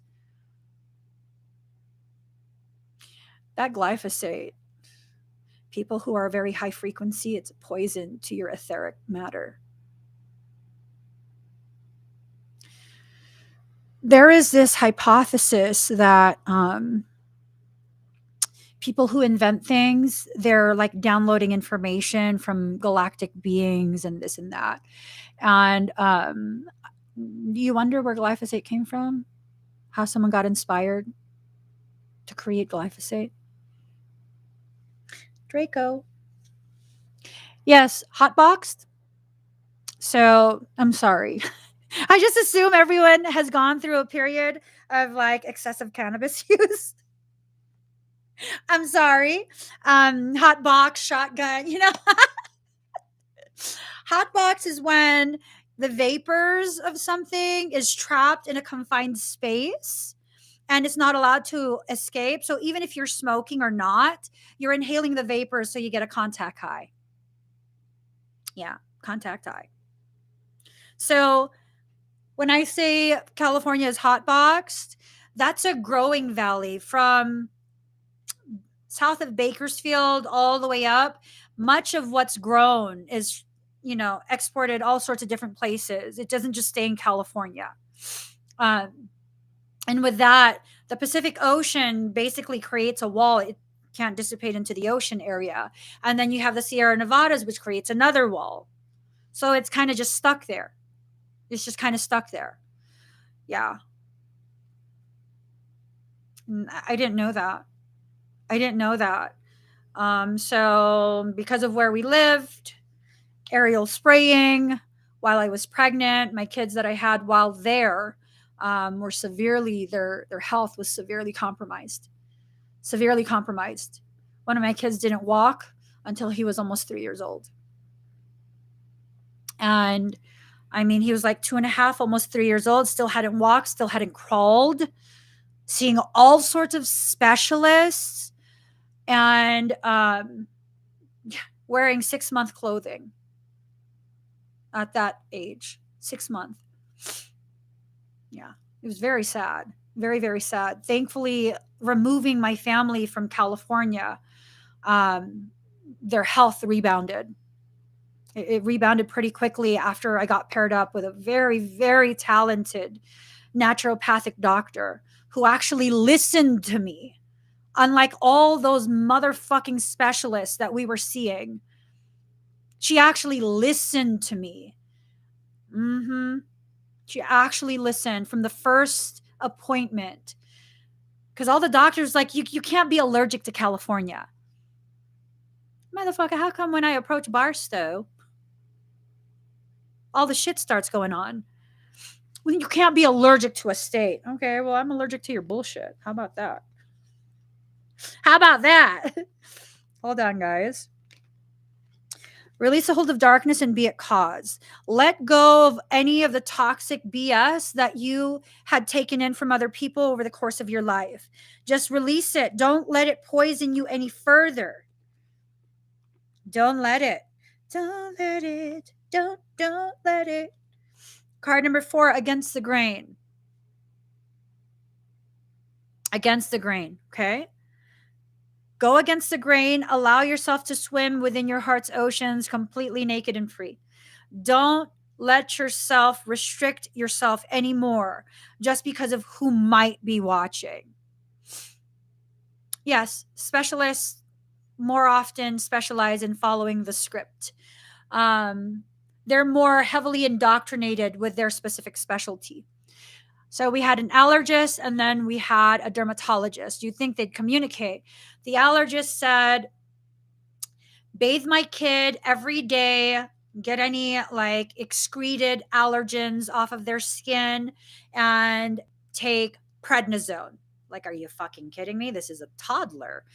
Take prednisone. And then we'd go see the dermatologist, and the dermatologist would be like, you cannot bathe your child more than once a week, usually every 2 weeks. You need to preserve their skin. Like, you can't do that. So I go back to the allergist because they're trying to titrate titrate the prednisone. And they're like, oh no, that dermatologist doesn't know what they're talking about.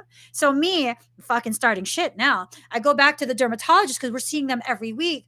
And I told the dermatologist, well, this is what the allergist said.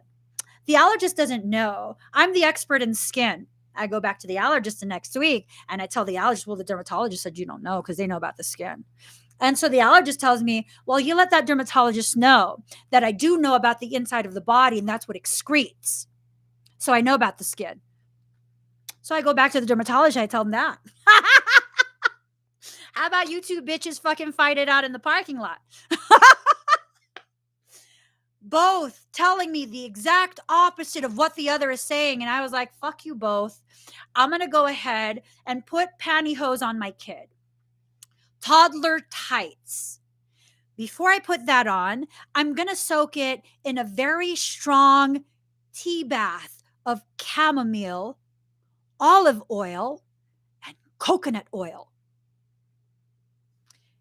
I'm going to put that on. I'm going to put flannel jammies on top, and I'm going to just leave it be. That was better than any prednisone and any topical steroid they could have ever given. Tea wash. Super effective. Chamomile tea topically, along with some sort of oil, emollient, and waterlogging the skin with that. So fucking effective. So effective. We did no steroids. We didn't do any prednisone, none of that. I removed the irritant from our lives. We left California. And then it was good. It was good. But first, the naturopath had to help us detox the babies. They had to go through major detox, not the kind you find online, but actual detoxifying cycles. I know this is TMI, but one of my kids, from the time they were born all the way up until we did this detox with a naturopath, they would poop only once every 8 days, like clockwork. Once every 8 days, and it was always like green tar. And you could not get it off. Even if you bathe the baby, you could not get it off. And his liver looked enlarged. Yep. And I told her about all of this. And she prescribed this specific medication, and she knew to bypass his belly, bypass his digestive system because it was so damaged. And mind you, he's exclusively breastfed, and I was vegan. So with that, we did topical dermal application. Within an hour of that dermal application, he had so much explosive, like I think 3 of them. And by the third one, oh my God, for the first time in his life, he had normal poop.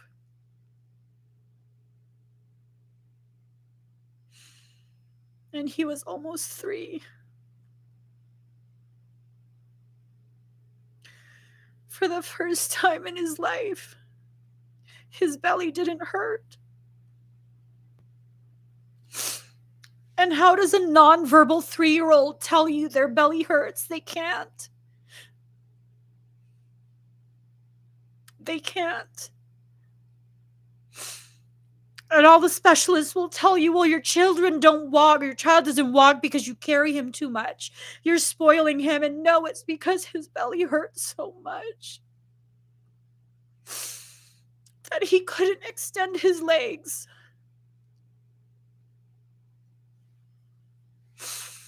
And I would tell them something's wrong, like he doesn't want to extend his legs. They're always pulled all the way up.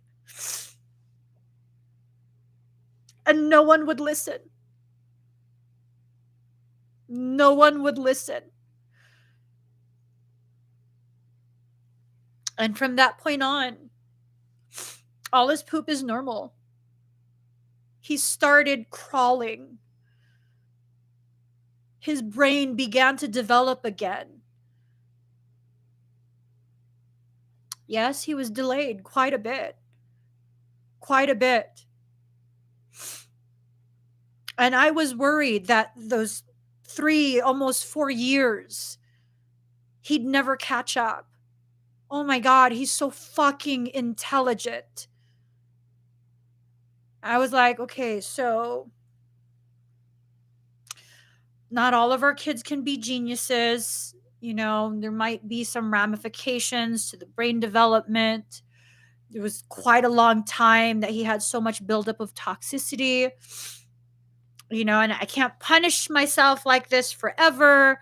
I didn't know any better. So, you know, I can't do that to myself. And we just kind of got to move forward from it. And I mean, years later, and like, he's just as intelligent as all the other boys, just as intelligent, taking his power back. And he'll tell you straight up, like, I'm not scared of people offering my children food, because they'll be like, what's the ingredient list? What ingredients does this have? You know what? Let me ask my mom first. And he's like, you're going to kill me.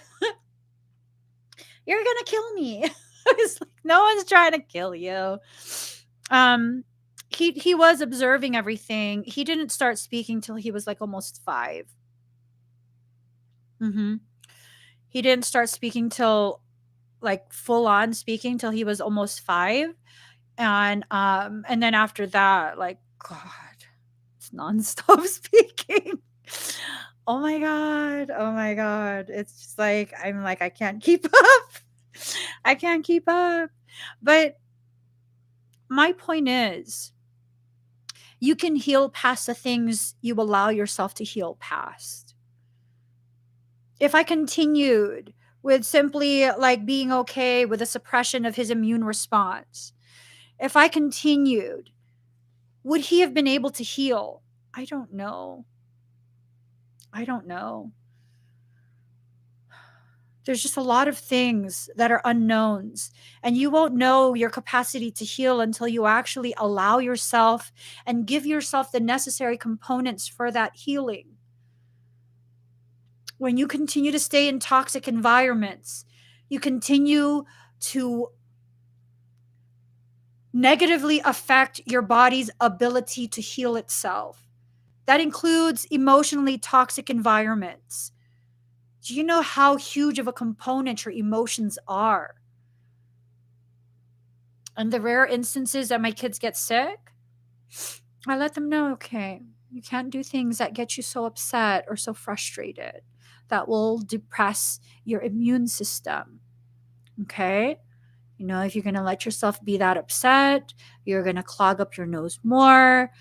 Your sinuses have to drain, but then they're going to be super inflamed because you've been crying. That's why your face gets puffy when you cry. You know, just tell me what's wrong. What do you need me to do to help? It's the emotions. Last night, one of the younger ones was playing. I don't know what they're playing, some online game. They each have laptops and they're playing some online game. And the younger one said, see, I have such a high death count or something like that. And he goes, everyone's just always mad at me when I play in this stupid game because I'm better than because they suck. And then I said to him, Well, they keep killing you because they're jealous because you're better than everyone. You're probably the best player there. And then he goes, no, I'm not better than everyone. Everyone just sucks worse than me. I was like, bruh. And then the older one who's playing with him is like, bro, you need to self-regulate. You can't let yourself get that upset. It's just a game. And mind you, he's still like clacking away at the like, bro, you can't let yourself get that upset. It's just a game. I think they were playing Roblox or something. I don't know. I was like, is this violent? Is this a violent game? I don't know what they're playing, but the oldest is an adult and he knows what's appropriate and not appropriate for the kids. He's like, oh my God. I was just like, I don't know. He straight said, I'm not better than everyone. Everyone just sucks worse than me. I'm like, dude, I think it was Roblox. I think it was Roblox. I don't know. I'm just like, y'all are too much. Y'all are too much. You know, when you're very emotional in a very toxic way and you don't process and restabilize yourself, you start an entire cascade of. It was Minecraft? It was Roblox? And I said, I'm not the worst. Yeah, I know. Just worse than me. That's what I said. You said something. I said, you said, I'm not the best. I'm not better than everyone. Everyone's just worse than I am. Yeah, it's true. He said, yeah, because it's true.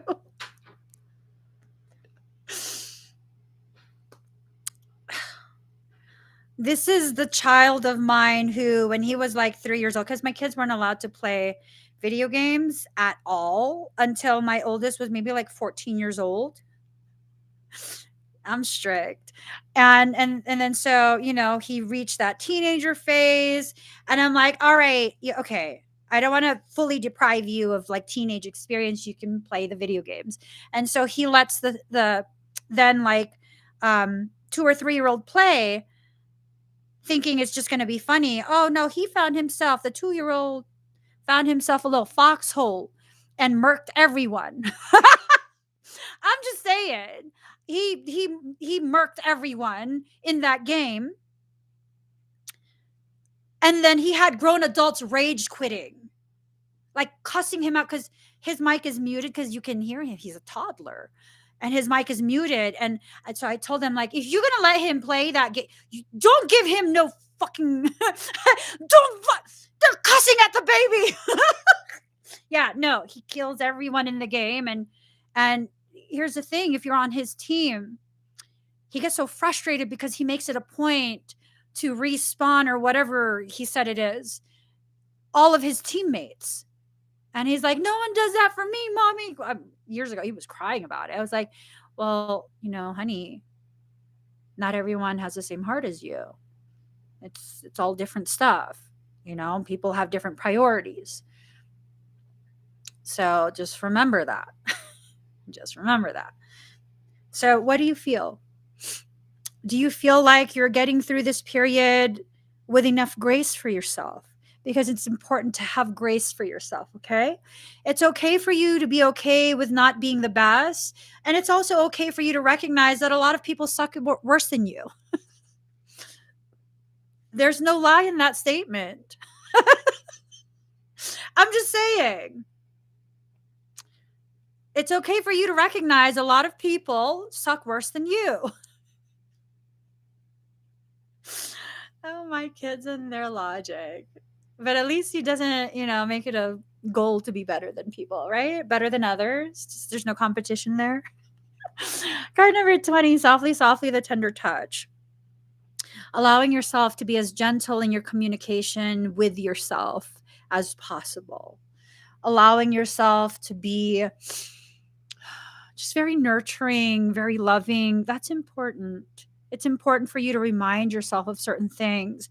I used to always consistently attack myself internally, and I developed autoimmune condition. I have autoimmune problems. My body attacks itself. Wonder where that came from. When the mind consistently tells the body to attack itself, When you consistently attack your identity, the body will then begin to attack itself. Most of my symptoms are like in, I guess, remission or whatever, until I let myself get so stressed out. I mean, you guys can see it right here, right here, right here, right here, above here, starting over here. Me not regulating um, the emotions, the organic emotions that I feel in response to people's toxicity that's directed at me.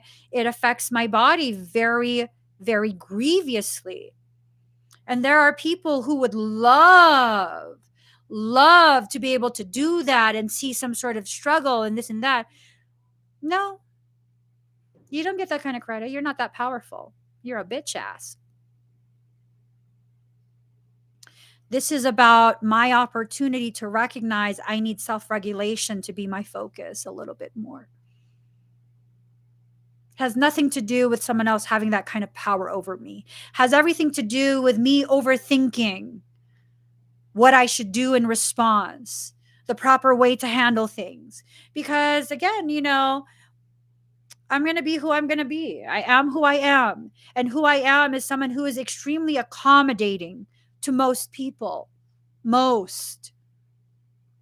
I believe one of my supplements has ashwagandha. So what had happened was I missed one of my thyroid administrations, one of the doses. I missed it.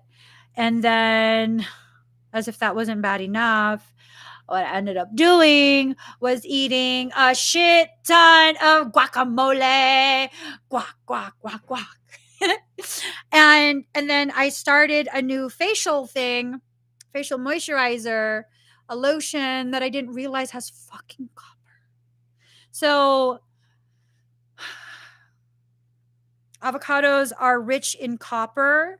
And then I was applying copper topically. I didn't realize it had copper in it. And so I had too much copper in my bloodstream, and my body's trying to excrete it.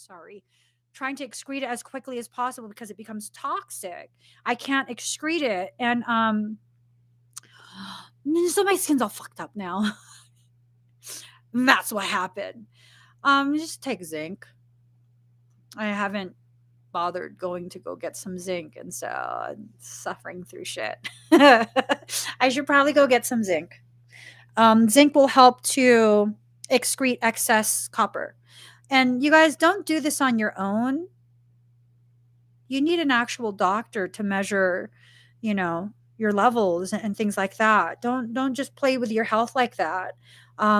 You think you need copper, and you're taking all of these supplements with copper, and you're taking your water in from a copper cup, and it's like you can actually really seriously harm yourself with excessive levels of copper.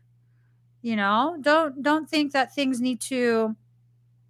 don't think that you can do things on your own without the experience and without knowing what to look for if you're having all sorts of different problems. Yep, bite me, same thing. I don't have fibromyalgia though. It flared up for a little bit dealing with a stalker, but I would say that it's kind of mellowing out. I can't take one a day multivitamins. And in addition to that, those are typically not as bioavailable as they play it out to be. So when something is not bioavailable, your body is not like metabolizing it. It's not taking it in and integrating it into your body the way it's supposed to. And so all you're doing is peeing expensive pee. Yeah. So card number 43, come to life. Allow yourself to really come to life and really see and hear and feel and be fully present. Be fully present. It's like if you live too much with regret or you live too much with fear about the uncertainties of the future, how are you going to first process the past and then solidify a healthier, more balanced, more productive, happier future? You can't. So just the now. I mean, even when you think about things in the past, that if it's a trauma, it transports you back to that time. So it's like you're living in the past, but even with that, you're in the present, right? You're in the now. So when you go back to the past and you relive that trauma because you're thinking about it, you're bringing that trauma into your now, into your present as well. And that will continue to affect you. Emotions are very powerful, very, very powerful. It's one of the things that really they try and control your emotional regulations because that's where your power is, the feeling of it. Card number 23, defend to the end the worthwhile. Allowing yourself to just know when you need to speak up, know when you need to stand up for yourself, and letting yourself. Let yourself defend yourself to the very end. Even more powerful than that, let yourself walk away from the people and situations that make you feel like you have to defend yourself. That's not okay. It's not okay to continue to force yourself to live in an environment that makes you feel like you have to be on the defense all the time. That's not okay. Collaborative dreaming. Allow yourself to dream something beautiful for yourself and to attract the people who can help bring it to fruition. You're still going to have to do work. Manifesting is less about other people giving you opportunities or you being handed things than it is about you creating those opportunities and working for the things that you have. Card number 39, free from judgment and free to love. Allowing yourself to really just walk away from the people who try and judge you. You need judgment. First, let's correct the terms that are being used by a poorly informed society, because that's what society is. We are poorly informed in pretty much every aspect of our lives. Okay? We are poorly informed. Judgment is a necessary component of discernment. When people told you not to be judgy, not to be judgmental, what are they actually saying? It's a programming that's telling you negate your intuition. Do not make a judgment call that will keep you safe. Leave yourself accessible to the predators of the world. No. No. It's okay for me to use my judgment. What's not okay is condemnation. Condemnation is what they're trying to communicate, but instead they use the word judgment, and it's not, interchangeable. Those are two different things. Judgment can be a component of condemnation, but condemnation is when you use your judgment in a nefarious, malicious, malignant manner. You use your judgment to decide if you're going to condemn someone. It's condemnation, not judgment. That's bad. You need judgment. Judgment is a component not just of condemnation, but of also discernment. How are you going to know what to do if you don't allow yourself to judge whether this is safe or not? As women, ladies, can we please hear this? This is the very thing predators need you to continue doing so they can continue preying on you. Where you don't listen to your judgment. Predators need you to continue ignoring your intuitive knowing so they can prey on you. I was walking with a friend down an alleyway late at night, maybe like 2 years ago. We had gone out to dinner in a downtown area, and we had to walk through an alleyway to get to where the car was parked. There was a man in the alleyway, and he looked at us. I felt weird. And I looked away, and we kept walking, and I was like, walk faster. to my friend. And then it felt worse. And I felt a fear. So I stopped walking. I turned around. I looked right at him. He was considering following us and robbing us. I made a judgment call. And some people might be like, oh my God, I mean, you can't assume that. Like, that is like, you can't just assume that someone's going to rob you. Why can't I if I'm feeling that? I don't fucking feel that for most people. It'd be one thing if I think everyone's going to rob me. I mean, then it's like, okay, I mean, you got to work through that. Not everyone is trying to rob you. No, this was not California. This was Colorado, a nice part of Colorado. This was like the downtown, like midtown, bougie boutiques, Mm-hmm. It was a nice part of town. The part of town where they put like the string lights up to make it look extra. Yeah. No, there's no homeless people there. I know what people are thinking, like, oh my God, she was just talking about she loves homeless people. And now look, she thinks all the homeless people are going to. No, this man was not homeless. He was not homeless. She best believe he was considering robbing us. Yeah. Because I used my discernment and I looked straight at him like, that feeling went away afterwards. He got weirded out. He got really weirded out. And no, I didn't feel like a badass. I was like, okay, we need to hurry the fuck up. Let's get in the car. Let's leave. Fuck that. Let's leave. Mm-hmm. Judgment is necessary. Exactly, Plum. If I get a feeling so clear, I'm not going to wait to find out.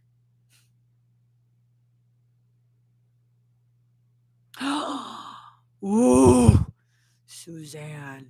I thought someone was trying to rob me recently, and guess what? Someone in a legitimate role confirmed they were.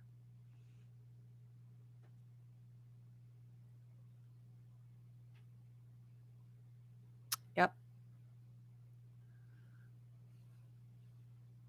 Yep. I too recently had a feeling that someone was preparing to victimize me in some way, shape, or form. Any way that they could figure out. I'm good. I'm good. I'm not going home. I'm good. No. No.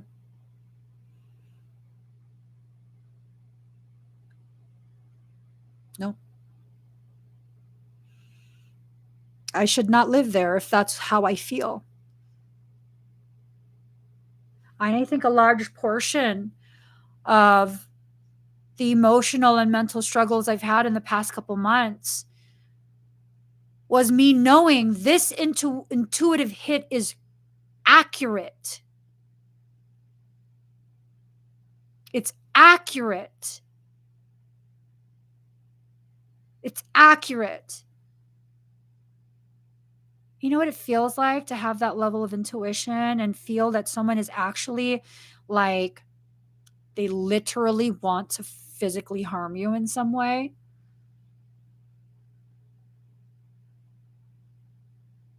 Where you can sense their feelings. You know what that feels like?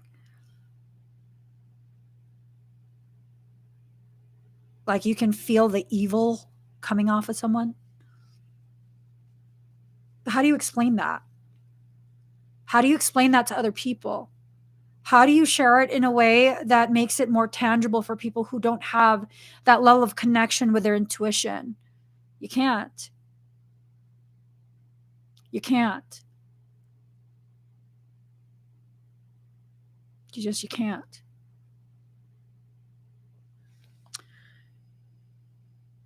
So because you can't, it becomes much easier to kind of attack yourself and be like, no, that's not, that can't be true.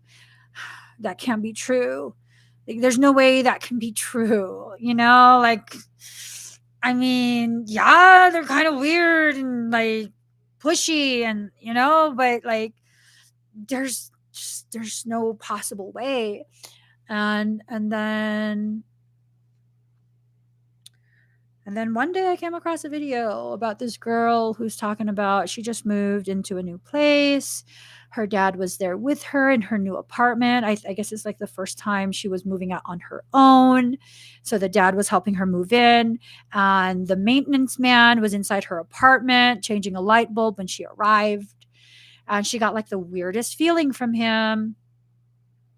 The weirdest feeling, but she told herself, like, stop being weird and like don't be judgmental. And so not long after that, she's moved into her apartment and she wakes up in the middle of the night because she feels someone staring at her.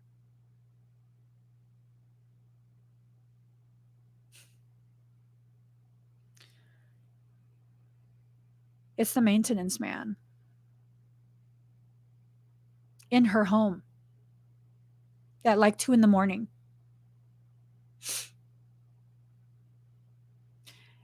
And then she goes on and shares more details, and she says that was the night she survived an attempted murder. And then everything clicked for me. Huh. Okay.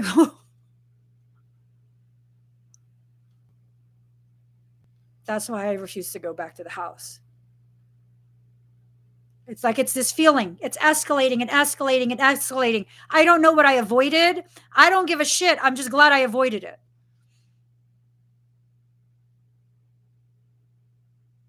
Because literally, the specific individual had keys to enter the property.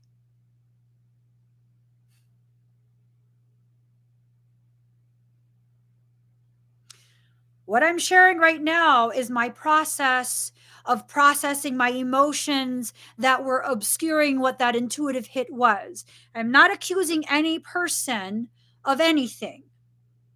I want to make that very clear. Like I said, I don't know what I avoided and I'm glad, but I'm out. When you see a video and it resonates so strongly, and then you look back and it's like, holy fuck, this person already entered, they already unlocked a deadbolt and entered the premises without my consent. Like,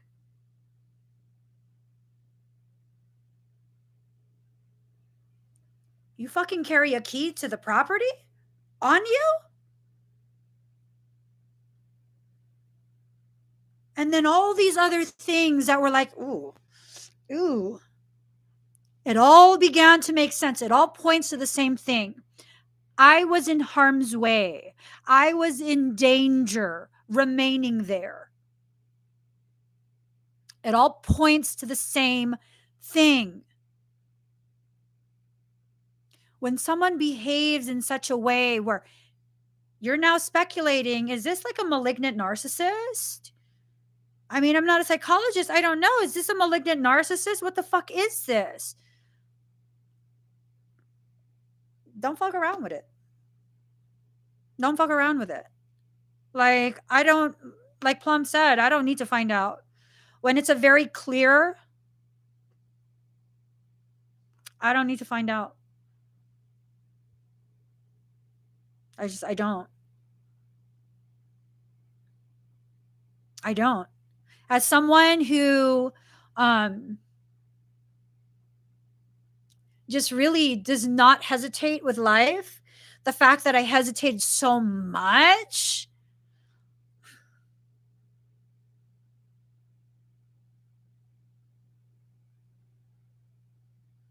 no, I'm good. I'm good. What I'm sharing has nothing to do with accusing anyone of anything. What I'm sharing is my process of coming to terms with what my intuition is telling me to keep me safe. not to malign anyone, not to paint anyone in any kind of way. My intuition was communicating a need to keep me safe. And if you think there are people in this world who would never, like that logic of, oh, they'd never, no, that's illegal, they would never. No, I tell you, a lot of illegal shit has happened. I have been the recipient of a lot of illegal fucking activity directed at me over the past several months. Why? Because narcissists, even if it's just a suspected narcissist, alleged narcissist, they think they're above the law. No rules apply to them. No rules apply to them. And when you have people with this type of logic, you're not safe. I'm not saying that someone was plotting to kill me. I'm saying my intuition was telling me shit's going to escalate to that point where really bad shit might fucking actually happen to you. Keywords: might.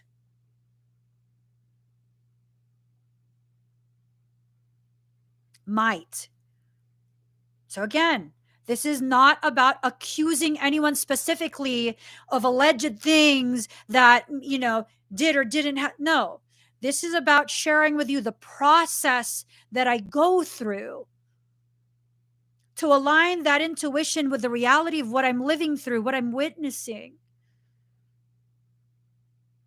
And the people who knew what was going on, and I shared that video of the girl talking about what she lived through, an actual attempted murder. Oh my God. They all were like, oh fuck. Why does this feel like what you're going through right now? And I'm like, right?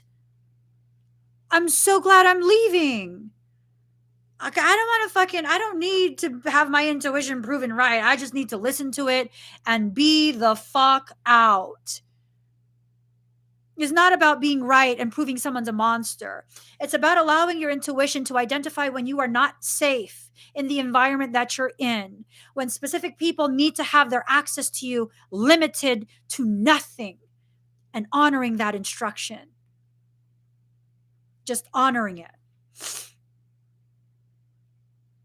Just honor it. Did I need to prove that this person is really that? No, I'm good. I'm good. I'm good. Like, no, I'm not interested. I already have enough documented to prove to myself that I'm not making any of this shit up. None of it. I'm so fucking. Michael keeps me so safe. He keeps me so safe all the time. There's one other time where he told me to say something, to do something that didn't quite make sense at that time. And he's like, it needs to be recorded at the beginning. So I said it. So fucking glad I did. So fucking glad I did. That's the very thing that protected me. So when he told me, and I was like, ooh, it's creepy. This person's creepy. It's like weird. Maybe I'm just antisocial. I don't know. It's creepy. And he told me, document everything before you even arrive. There's a reason I've never had a private conversation with this person before. Every conversation either had another person or several people physically present, or it was on speakerphone with other people listening.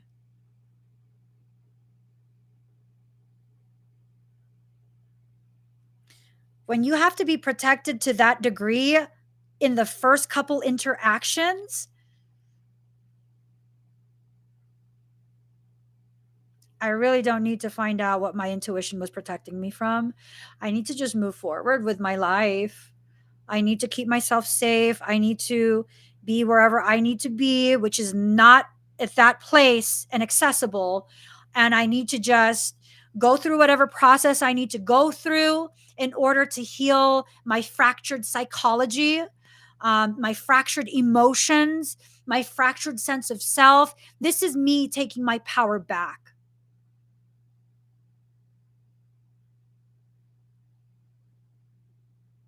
This is about me. And sharing some obscure details that I experience due to someone else is not about them. They're fucking irrelevant. Irrelevant to me and my journey. This is about me and my process of evolution, evolving through the circumstances that I lived through, letting you guys see me in places within myself where maybe I'm unsure, maybe it triggered insecurities, maybe I don't feel powerful, but I'm still going to show up. I'm still going to be present. I'm still going to be in the now, allowing you to see me in the process of taking my power back. And it's important to clarify, no one took my power from me. I gave it away willingly just to keep the peace, just to keep the peace. I can't give you advice on what to do if you're stuck in a mortgage but you feel unsafe. Perfect time to sell. Maybe that's why you're being made to feel that uncomfortable at home. Things are about to bubbles are about to pop. They're about to pop. And, in many markets, it's an all-time high right now.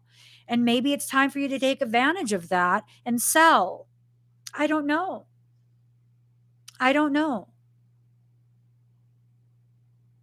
Let your intuition guide you. And as your intuition guides you, talk to professionals in the fields of service that you're needing service in. Talk to mortgage people, talk to realtors, talk to financial advisors. Just, talk to them and see.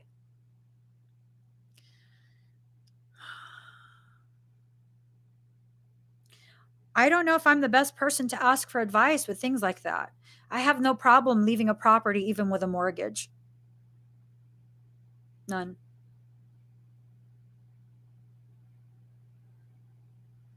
That's not a solution for most people.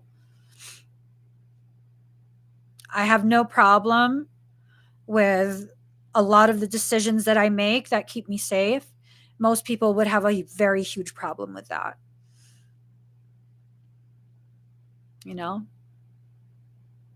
So I think you should speak to people within your industry that you're needing services in. You should probably speak to maybe, I don't know, maybe a battered women's shelter, even if you're not being physically, harmed.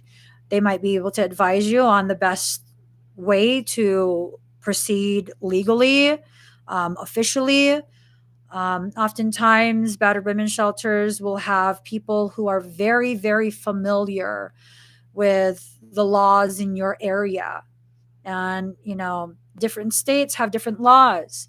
If you're married, if you have a common law marriage, if your state is, or if your state recognizes a common law marriage when you're not married, if your state is community property versus a fault state, like, is it a no fault state or is it a fault state?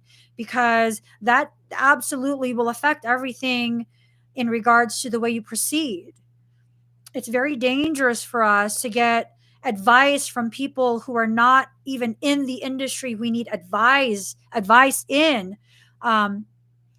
Getting all that information from online, like, I will look up so much different things, like for this situation that I'm still currently in, but luckily I've physically removed myself. I looked up all sorts of civil codes,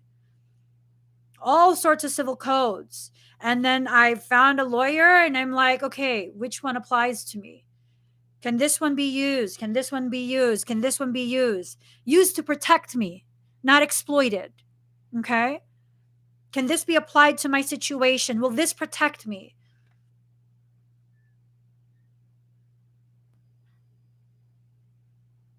You have to get proper advice. Okay? You have to make sure you stay safe.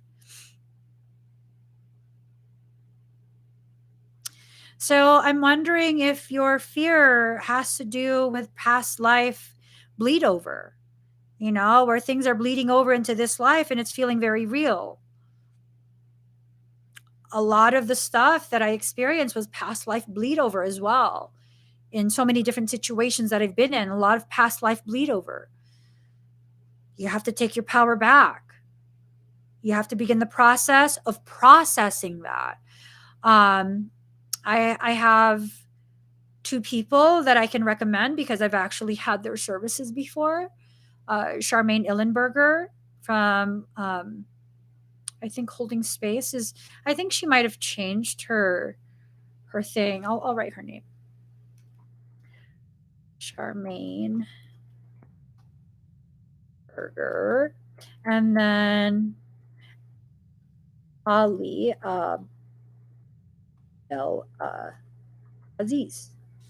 Those two. So Charmaine does QHHT, if that resonates with you, and then Ali basically does everything else. Both have been very instrumental in helping me process some of that past life trauma that bleeds over. Sometimes when the past life trauma bleeds over, it actually crimps your pathways for personal power. Charmaine helped me to recognize because for my entire life, with the exception of Michaela, I thought I didn't have any guardians, guides. I don't hear or see anything for me. It's kind of like I'm just drifting along, solo drifting. And it turns out in one of my really, really, really old past lives, like ancient Rome, me and my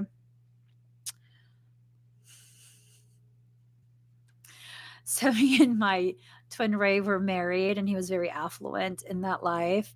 And you know how Romans do, orgies and whatnot, and that was fine. It's like an open, I guess, marriage or whatever. And then I came across my husband in this life, and um, I actually fell in love with him. And then my twin Ray from that lifetime was my husband in that lifetime. And so I was going to run off with my husband in this life. I was going to run off in that life. And I waited and I waited and I waited for him, and he didn't show up. And then so I began looking for him. And it turns out my twin Ray, and that life was my husband, he murdered. He murdered my beloved and hid his body in like the catacombs or some shit like that. It was some sort of burial tomb. And all my guardians and guides were standing over my then just lover, his lifeless body, and they're like, fuck, she's gonna be mad. And at that point, when I saw them there and I felt like they didn't tell me and they were trying to hide it from me, this is what I felt. I told them, I don't ever want to see or hear you again. And since that life, I haven't. Since that life, I haven't. I tell y'all, when I get mad, that's just going to take a while to process. For that took several lifetimes already, quite a few lifetimes. I've done a lot of work on myself and my processes. Now, when I'm mad at someone, I can, process enough that maybe 2 years it's going to take me to, um,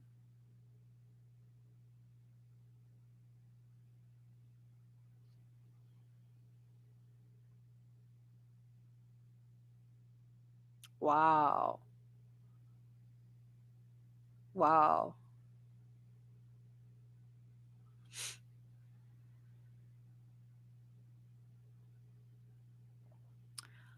This world is fucked. For real. Wow.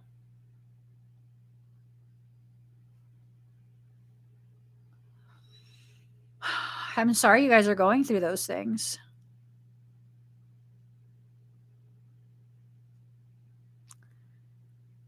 I'm sorry you guys are going through those things. Those are very bad things to go through.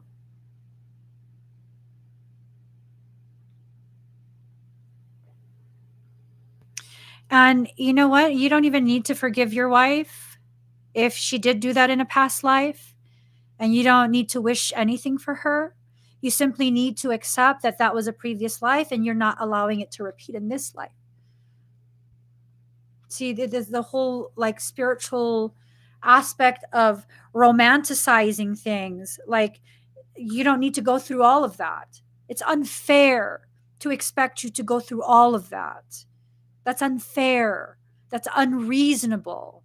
All you need to expect from yourself is to recognize that was a different life than this one. I'm okay in this life. I'm going to move forward. That's not going to repeat here. I'm not going to let it repeat here. And that's all. That's all. Card number 34, in the world, not of the world.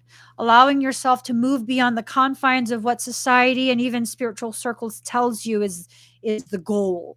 They don't know what the goal is. We all have different goals. I can't even tell you what the goal is because my goal is different than your goal. I just know it involves growth. It involves submission to the will of soul. It involves allowing yourself to be fully present. But what is the goal? I don't know. I don't know. Card number 14, going beyond normal, allowing yourself to go beyond what you think is expected of you. That expectation that you have to love someone that killed you in a previous life, that this, that. No, go beyond that. Oftentimes, that karmic load simply exists because we didn't stop it in the previous life. We didn't do anything to stop it. And so in this life, we're being allowed to interact once again with the very same people so that we can make a conscious decision to stop it, whatever it is. You don't have to be, some glamorized, romanticized, Buddhaic type of person where like, yeah, you totally like murdered me in my previous life and you did all these horrendous things and but I love you. Like, no, you don't need to do all that. You don't. You just, okay, so that's what happened. Okay, I'm not going to do that in this life. I'm not going to wish them harm. They kind of just, they need to live their life. I need to live my life and just live. Just live. I know everyone thinks karmic things are you're supposed to like do all of these things of like, oh, you hated me in the previous life, so in this life I have to go out of my way so that you will love me and we can. No, no, no. A lot of people that have been put across my path in this life, similar history. Do I need to be best friends? Do I need to? No. I just need to be able to consciously choose to end that cycle and then that's done. So we have protection from parasitic caca. Okay. It's a lot of parasitic things that are trying to stand in the way of you retrieving your personal power. They can stand wherever they want. Card number 18, galactic heritage, allowing more of what you need from your galactic team. We all have galactic teams, all of us. Um, and you don't have to believe in aliens. You don't have to communicate with them. I haven't communicated with my guides and guardians for fucking lifetimes. They still have to stay with me. They still have to stay with me. Did you and your husband look the same as you did in your past life? Usually, what ends up happening is you keep the eyes.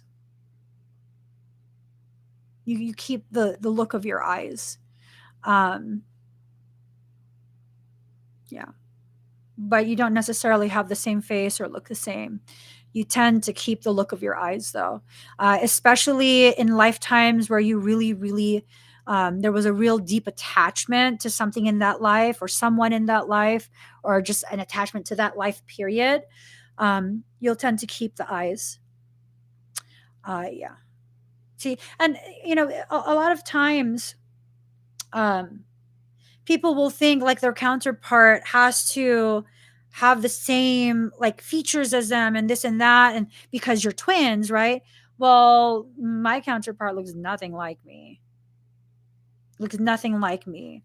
But we knew a person that's, mutual a mutual connection, and that person knew them really well, knows me really well, and it's like we both have the same fucking attitude. We both have the same fucking attitude. You think I'm scared of your Scorpio slam? Fuck your soul. Try a soul slam. Make it multiple lives. Let's up the ante. I'm joking. I'm joking. Michael goes, don't. I said it anyways. I was just fucking around, you guys. I'm just fucking around for real. What? Card number 44, renewal. Allowing yourself to be renewed. In order to be renewed, you have to first allow the toxicity to first be emptied. Okay? Card number 24, innocence. See your life and your situations with the innocence of a child. Children who don't have much life experience, they don't really have much expectation of how life circumstances are supposed to turn out. She's doing a great job. Michael cut her some slack. No, he's like, stop saying hurtful shit about twins or two twins because I'm just being a little shit. But this time, my shittiness was directed at Michael. I just wanted to fucking irk him. I just wanted to irk him. What? You know me, Mikey. You know me. I haven't irked you in a while. What? That's how I show my love. That's how I show my love. I irk. How can you tell I really love you? Because I go out of my way to piss you off every so often. Yeah, I mean, I'm pretty much nice to everyone. But if I go out of my way to irritate you every so often, that's how you know it's love. Okay. So, card number 48, self sabotage. Stop trapping yourself into cycles of self sabotage. You will survive everything in your life, you always do. Emotionally, mentally, yada da da da da da. Let's get you guys a final card because I gotta get going. I got a few more minutes left before it's time to go. Okay. All right. Hold on. Let's get the other deck.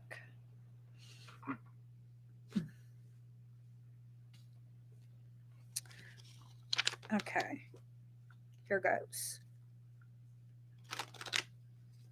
Oh, I'm also going to be going live later today. I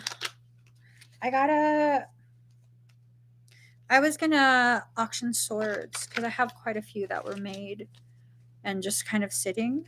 I don't know. We'll see. Every time I say I'm going to, like, I don't know. All right. We shall see. We shall see.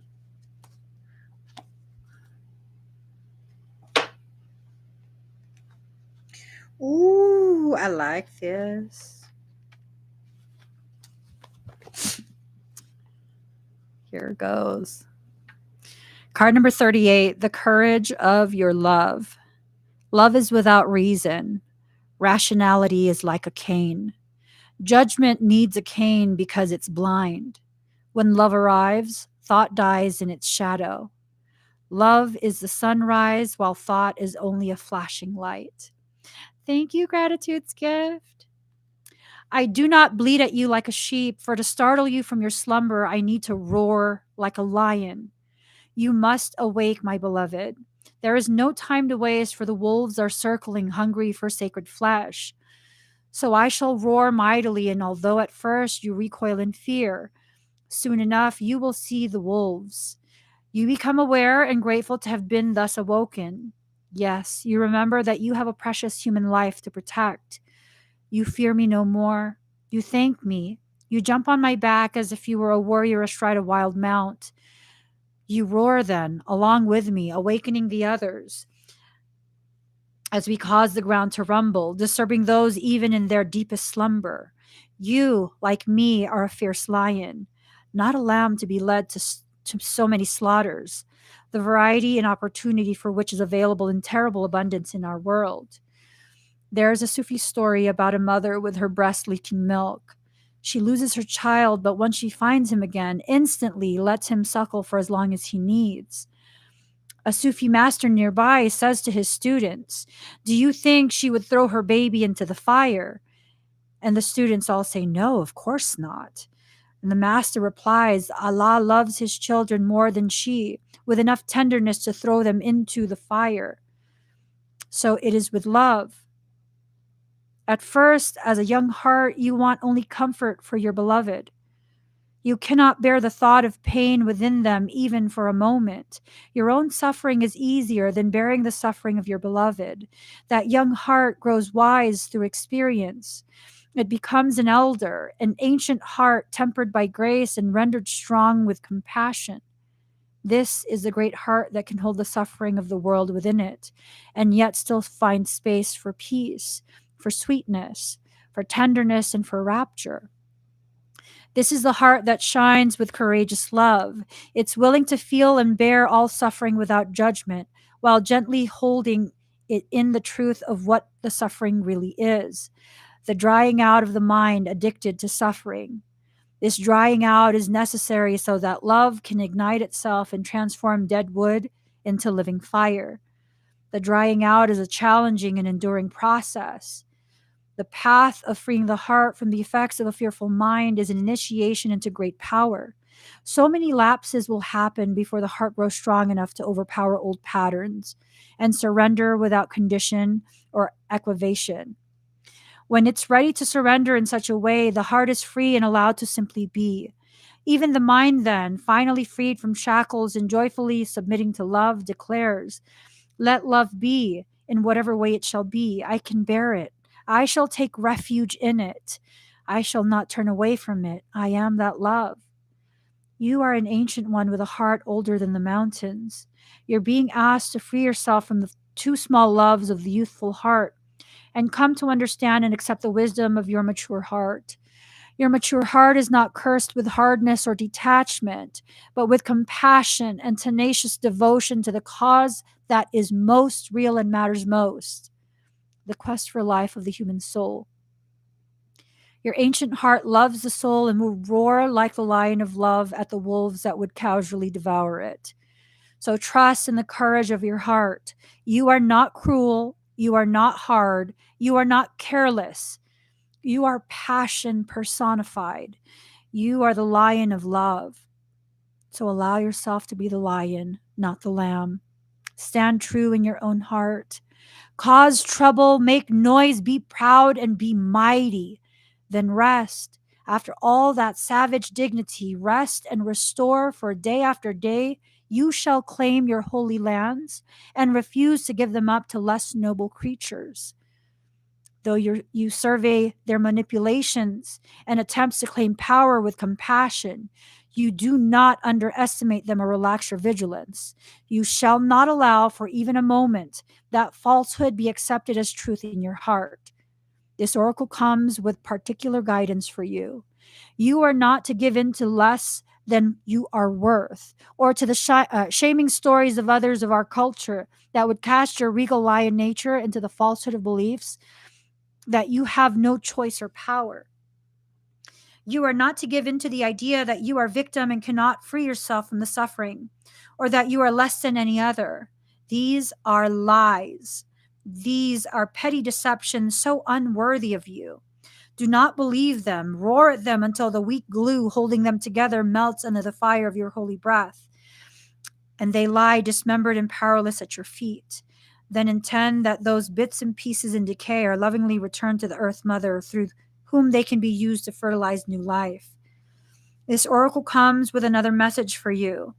You have a challenge before you, or that you are now moving through, but you have what is necessary to succeed and overcome it. No matter how long it has endured or how big you've built the challenge up to be in your mind, no matter how unsolvable the issue appears to be, there is and shall be a victory beyond it, and it is imminent.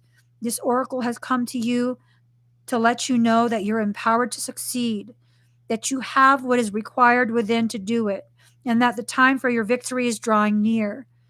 So do not give up.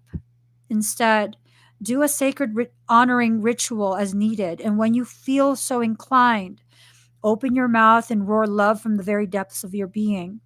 Create a sound of truth for yourself. In saying, oh, in that sound, you will hear the mightiest of all roaring along with you, saying, yes, love, I am with you, and together we claim divine victory. So we roar. How we roar. Roar your truth. Roar your truth.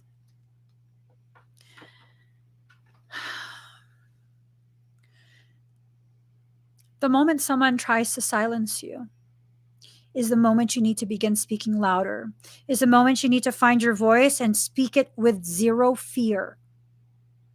Zero. You have to allow yourself to go through the process that you go through to find your voice, to find your truth, to find your courage, your strength, to find yourself. People will consistently be brought to you in your life to facilitate this process.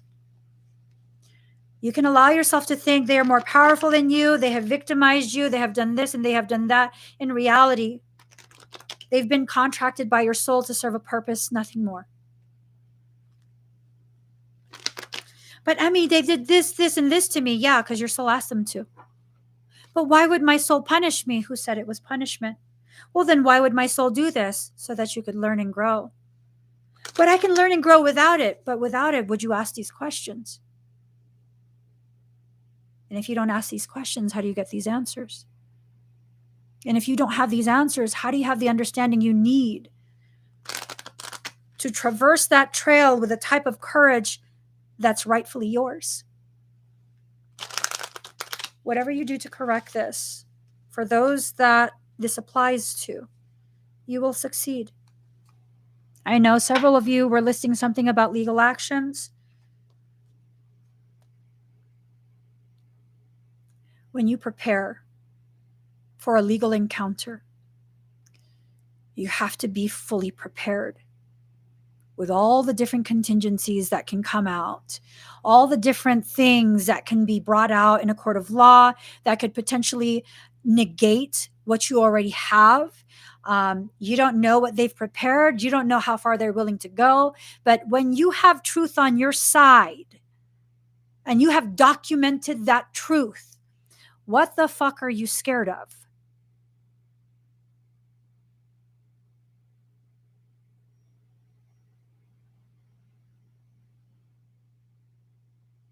So lose that fear. Your success is guaranteed when you refuse to have anything but success. No one handed me the life that I have right now. I refuse to settle for anything less. And if we're going to be really honest, I'm now in a place where I'm being made to feel so uncomfortable with where I currently am within myself and my perception of myself that I'm now preparing to exit that and reach an even higher level of success. Is that bad? Does that make me greedy? Does that make me selfish? Or does that make me aware that I've outgrown even this very expansive place I've occupied within myself, and I'm ready for the full wilderness, not a base camp. I'm ready to climb the mountain. I'm done staring at the mountain and planning my ascent. I know which path I want to take. I've done the work to prepare myself for anything that jumps in front of me on that path. And sometimes all of this that I said is not enough. Sometimes we need to also know if we do not leave today and reach the second level of base camp so that we can leave the next day, we're going to be snowed in.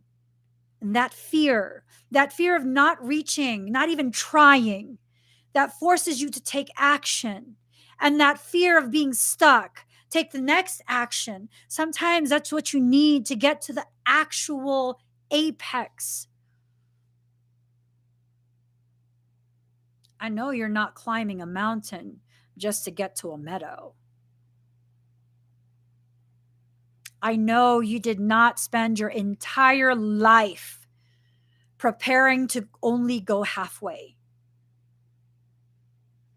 That's the equivalent of training and training and training for months on end, only to make it a goal to land in Antarctica and not get off the plane because it's cold, it's dangerous, and then fly back home.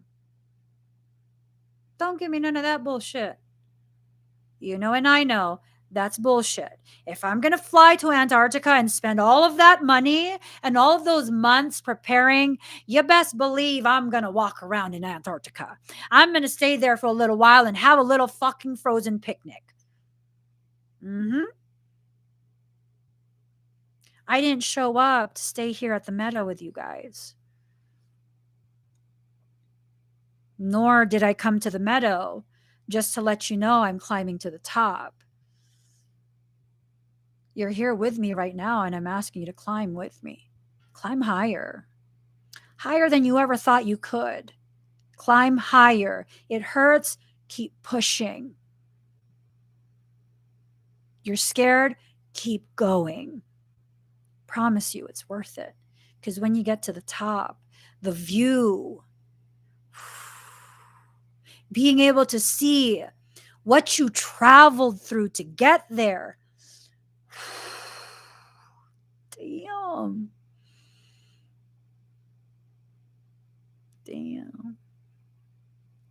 So about 2 years ago, I went and I did some skydiving. And it was in a really small ass plane. And because I'm a smaller person, I couldn't see over the windows. We were sitting on the floor of this little ass plane. And it's just like, you could hear it climbing. I'm like, this is gonna, all I see is sky. And when he opened that door, and I took one look outside, and then I was like, oh, fuck. Not that I'm scared. It was just like, oh, fuck. Like, he really took us really fucking high. And I was strapped to this man. Because he moved with no fear, I had no choice but to move with no fear. Because I'm strapped to this man. I'm literally strapped between his legs. I'm strapped to him. And as he brings his leg over to dangle outside the plane, because I'm between his legs, both my legs have to come over too, because he's now pushing me with his leg that's left inside the plane. It all happened so fucking fast. I didn't have time to develop the fear to stop it.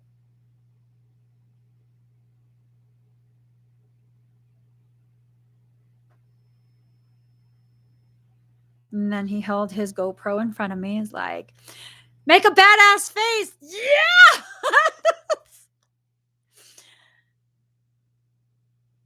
And then he jumped and dragged me along with him.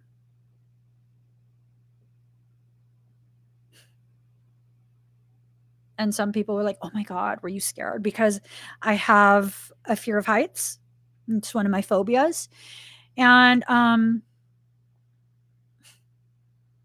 it was like, oh my God, it's so beautiful. Oh, you could see all the way to the mountain over there. I didn't realize how much water is in this area. Like, there was no fear at all. It was just so peaceful and beautiful. Seeing the path that I took to get to where I was in that moment. I'm going to go higher than that before I finish this life. I've now seen the view. Now I know how high I want to go. And it just so happens the height that I want to reach is in full alignment with the height I'm destined to occupy. Make a declaration.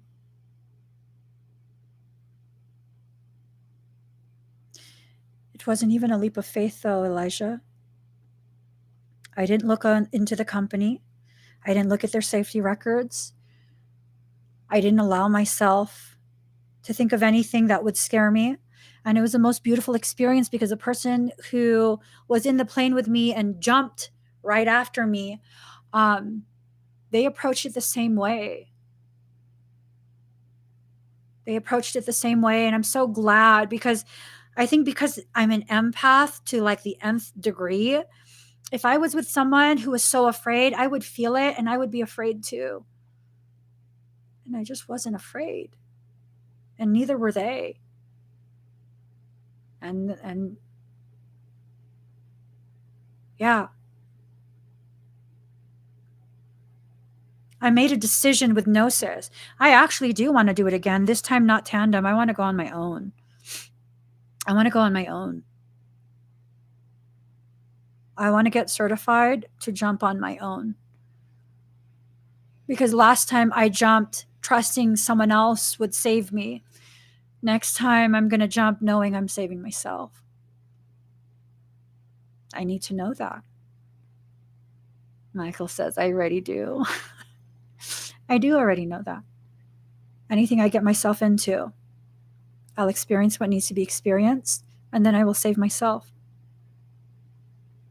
Not because the world can't be trusted, not because nobody cares, but because every so often I need to remind myself I actually have what it takes, not just to save me, but to save whoever asks me to help them in their saving of themselves.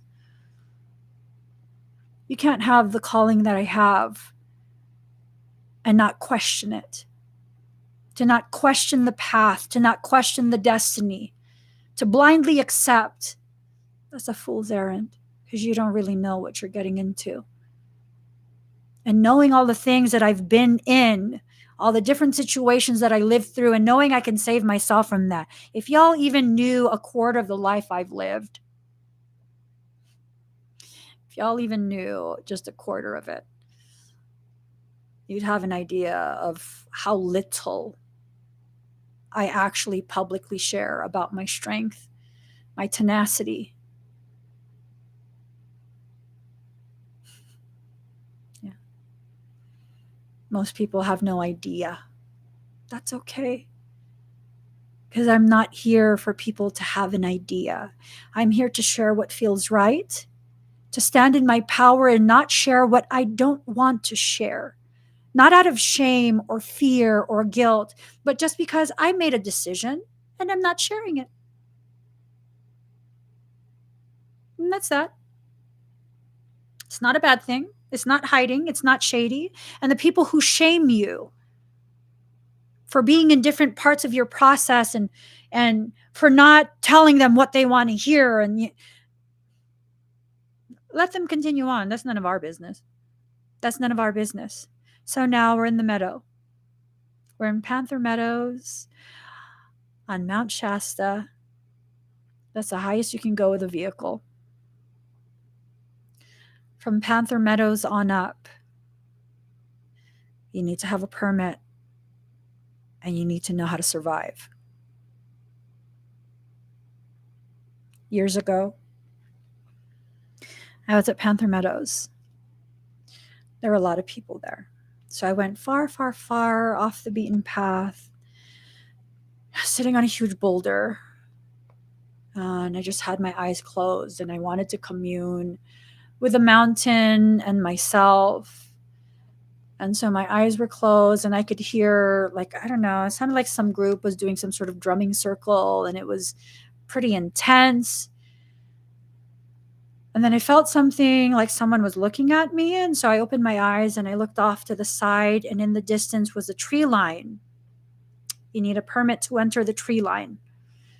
And there was this man.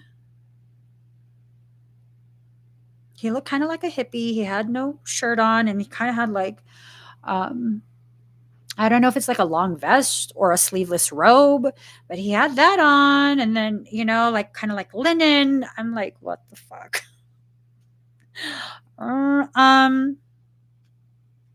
So then what happened?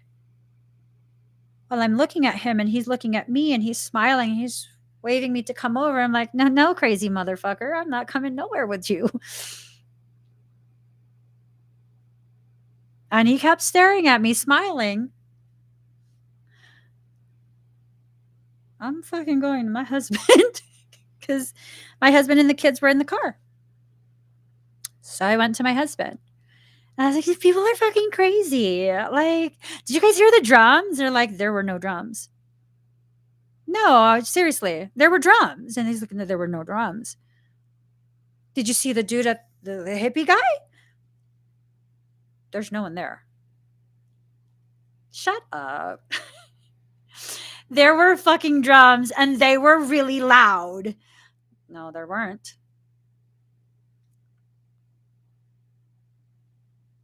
Maybe he didn't hear it. Maybe he didn't hear it. Several years later, someone starts talking about what's his name, Adma from Telos. Telos. Adma. Telos. And I'm like, wait, why does that sound so familiar? I look it up. This was the motherfucker in the tree line telling me that, no, motherfucker, I'm not following you, hippie man. And I was very, very granola during that period. Okay. I was very, very granola during that period to the point where my hair like bushed the fuck out. They look almost like curly dreads was going on with my hair, that all the other like hippie people that were in the park area, my husband's like, see, they think you're like, shut the fuck up. My hair is fine. Like, it bushier than this, okay?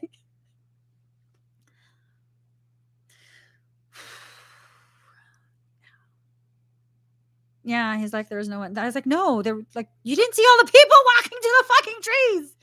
No. To this day, I think he's fucking with me. I think you did hear those drums. I was like, no, there were hella drums. Like, hella drums. I don't know, but let me see. Hold on. What was Adma? Um,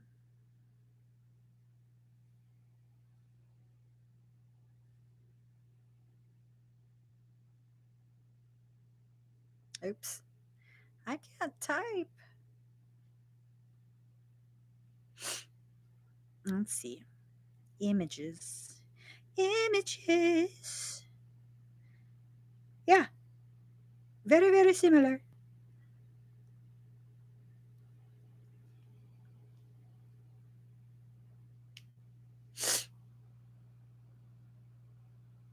But like, it was sleeveless and his chest was out. I was just like, no, sir. I don't want to see your nipples, sir. I'm not going into the tree line with you. I don't think so, sir. Yeah. He was telling me to go into the tree line and climb up the mountain with him. No.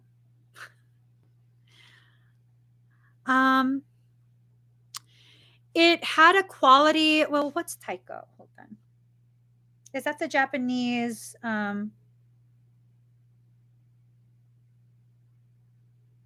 Yes. So it had that quality. That's what I was gonna say. I don't know that it was. I didn't know that it was called taiko. Here, let's see. It had a quality. Oops, similar to what you would hear when people perform like this, but then it sounded tribal, like like like Native American drumming, and then I could kind of hear vocalizations that it sounded kind of like Native American type of vocalizations when they're doing the drumming, but it didn't. I don't know how to explain it, but it's like a mix of the two. Like someone hybridized it. That's why I thought they were like hippies.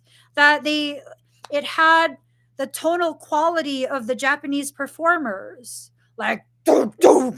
I was like, what the fuck's going on? And I was like, no, we just meditating. And then it was I don't know. It was a vocalization. It was a string of like vowels, not no consonants, all vowels, like A-E-I-O-U. Like that. But at the same time, it sounded not Native American. And I'm just like, oh, well, they're, you know, new age and they're starting a new type of music. Little did I know it was fucking Telos. Telos. Yeah. Um, it was loud, but it was muted.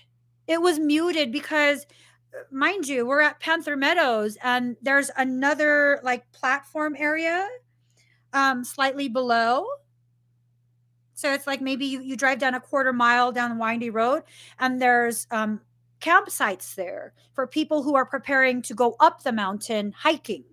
So it sounded like they were down in that camp area and it sounded kind of muffled by the trees, but you could hear it.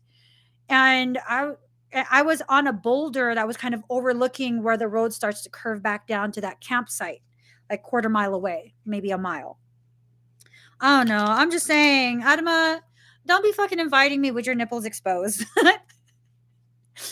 You know, I'm just saying. I'm just saying. I just that made me very uncomfortable. If you had buttoned it up, I might have considered following you into the trees. No, I wouldn't have. Like, you seem too peaceful to be natural. He just seemed really peaceful, like really happy with life, and I was just like, I don't know. I don't know if you're on acid. I don't know if you're on mushrooms. I don't know if you're on E. I don't really know. I'm just good. Stay there, sir. Stay there. Just stay there. You go enjoy yourself. Whatever you're sipping on over there, you go enjoy yourself. Okay? I'm not sipping on nothing. Leave me alone. I don't care about Telos. No, sir, I'm not entering Telos. For all I know, you're going to keep me there.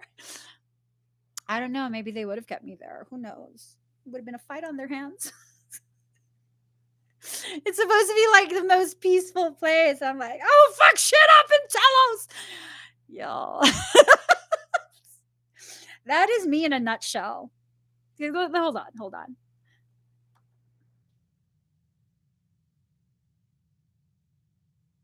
Okay, let's see. Telos. Okay. Let's see. Mount Shasta. So they believe that it's like the entry point to like the center of the earth. Why am I not finding it? They believe it's like the entry point into like an inner earth. And that's where Lemuria was hidden away. It's like a utopia. And then you bring me down there like, I'm a fuck shit up. I saw it with my chest. Yeah, I'm good. I'm good. Stay in the tree line, motherfucker. Nibiru.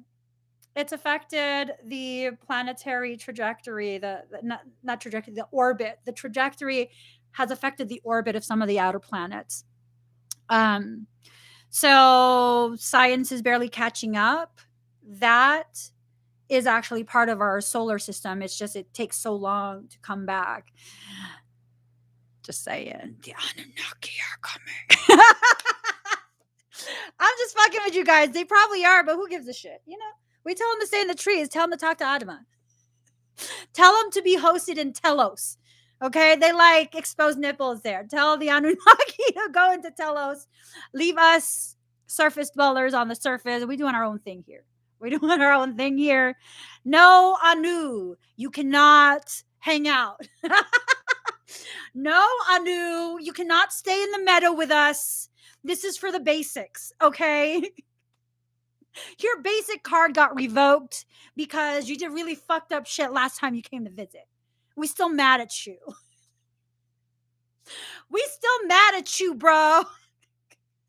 You did a lot of things to us and we are still mad. We don't want to hang out. We don't want to be friends. We don't want to reconcile. That's all. You know, people be scared of the Anunnaki. Like, I'm just saying, you know, I'm just saying. Agartha. Ocean Lover, look into Agartha and Maharlika. The good stuff. The good stuff. I don't know what you'll find, but those are things that Michael keeps telling me to look up, and I just don't want to.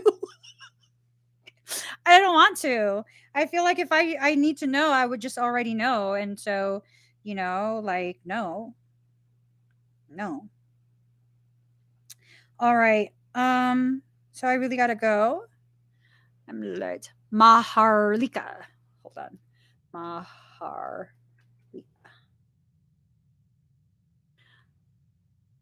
Tequila. Tequila almost got me arrested. Is not my friend. Tequila is a lion ass bitch. And her homie vodka, lion ass hoe too. I gotta go. So, you guys, please give this video a thumbs up. If you haven't already subscribed, please do subscribe. Turn on the notification bell. Join me when I'm live. I think I'm gonna try and go live later on today. And if I can find the box with the crystals, the box with the swords, then we'll get real crystalline swordy later.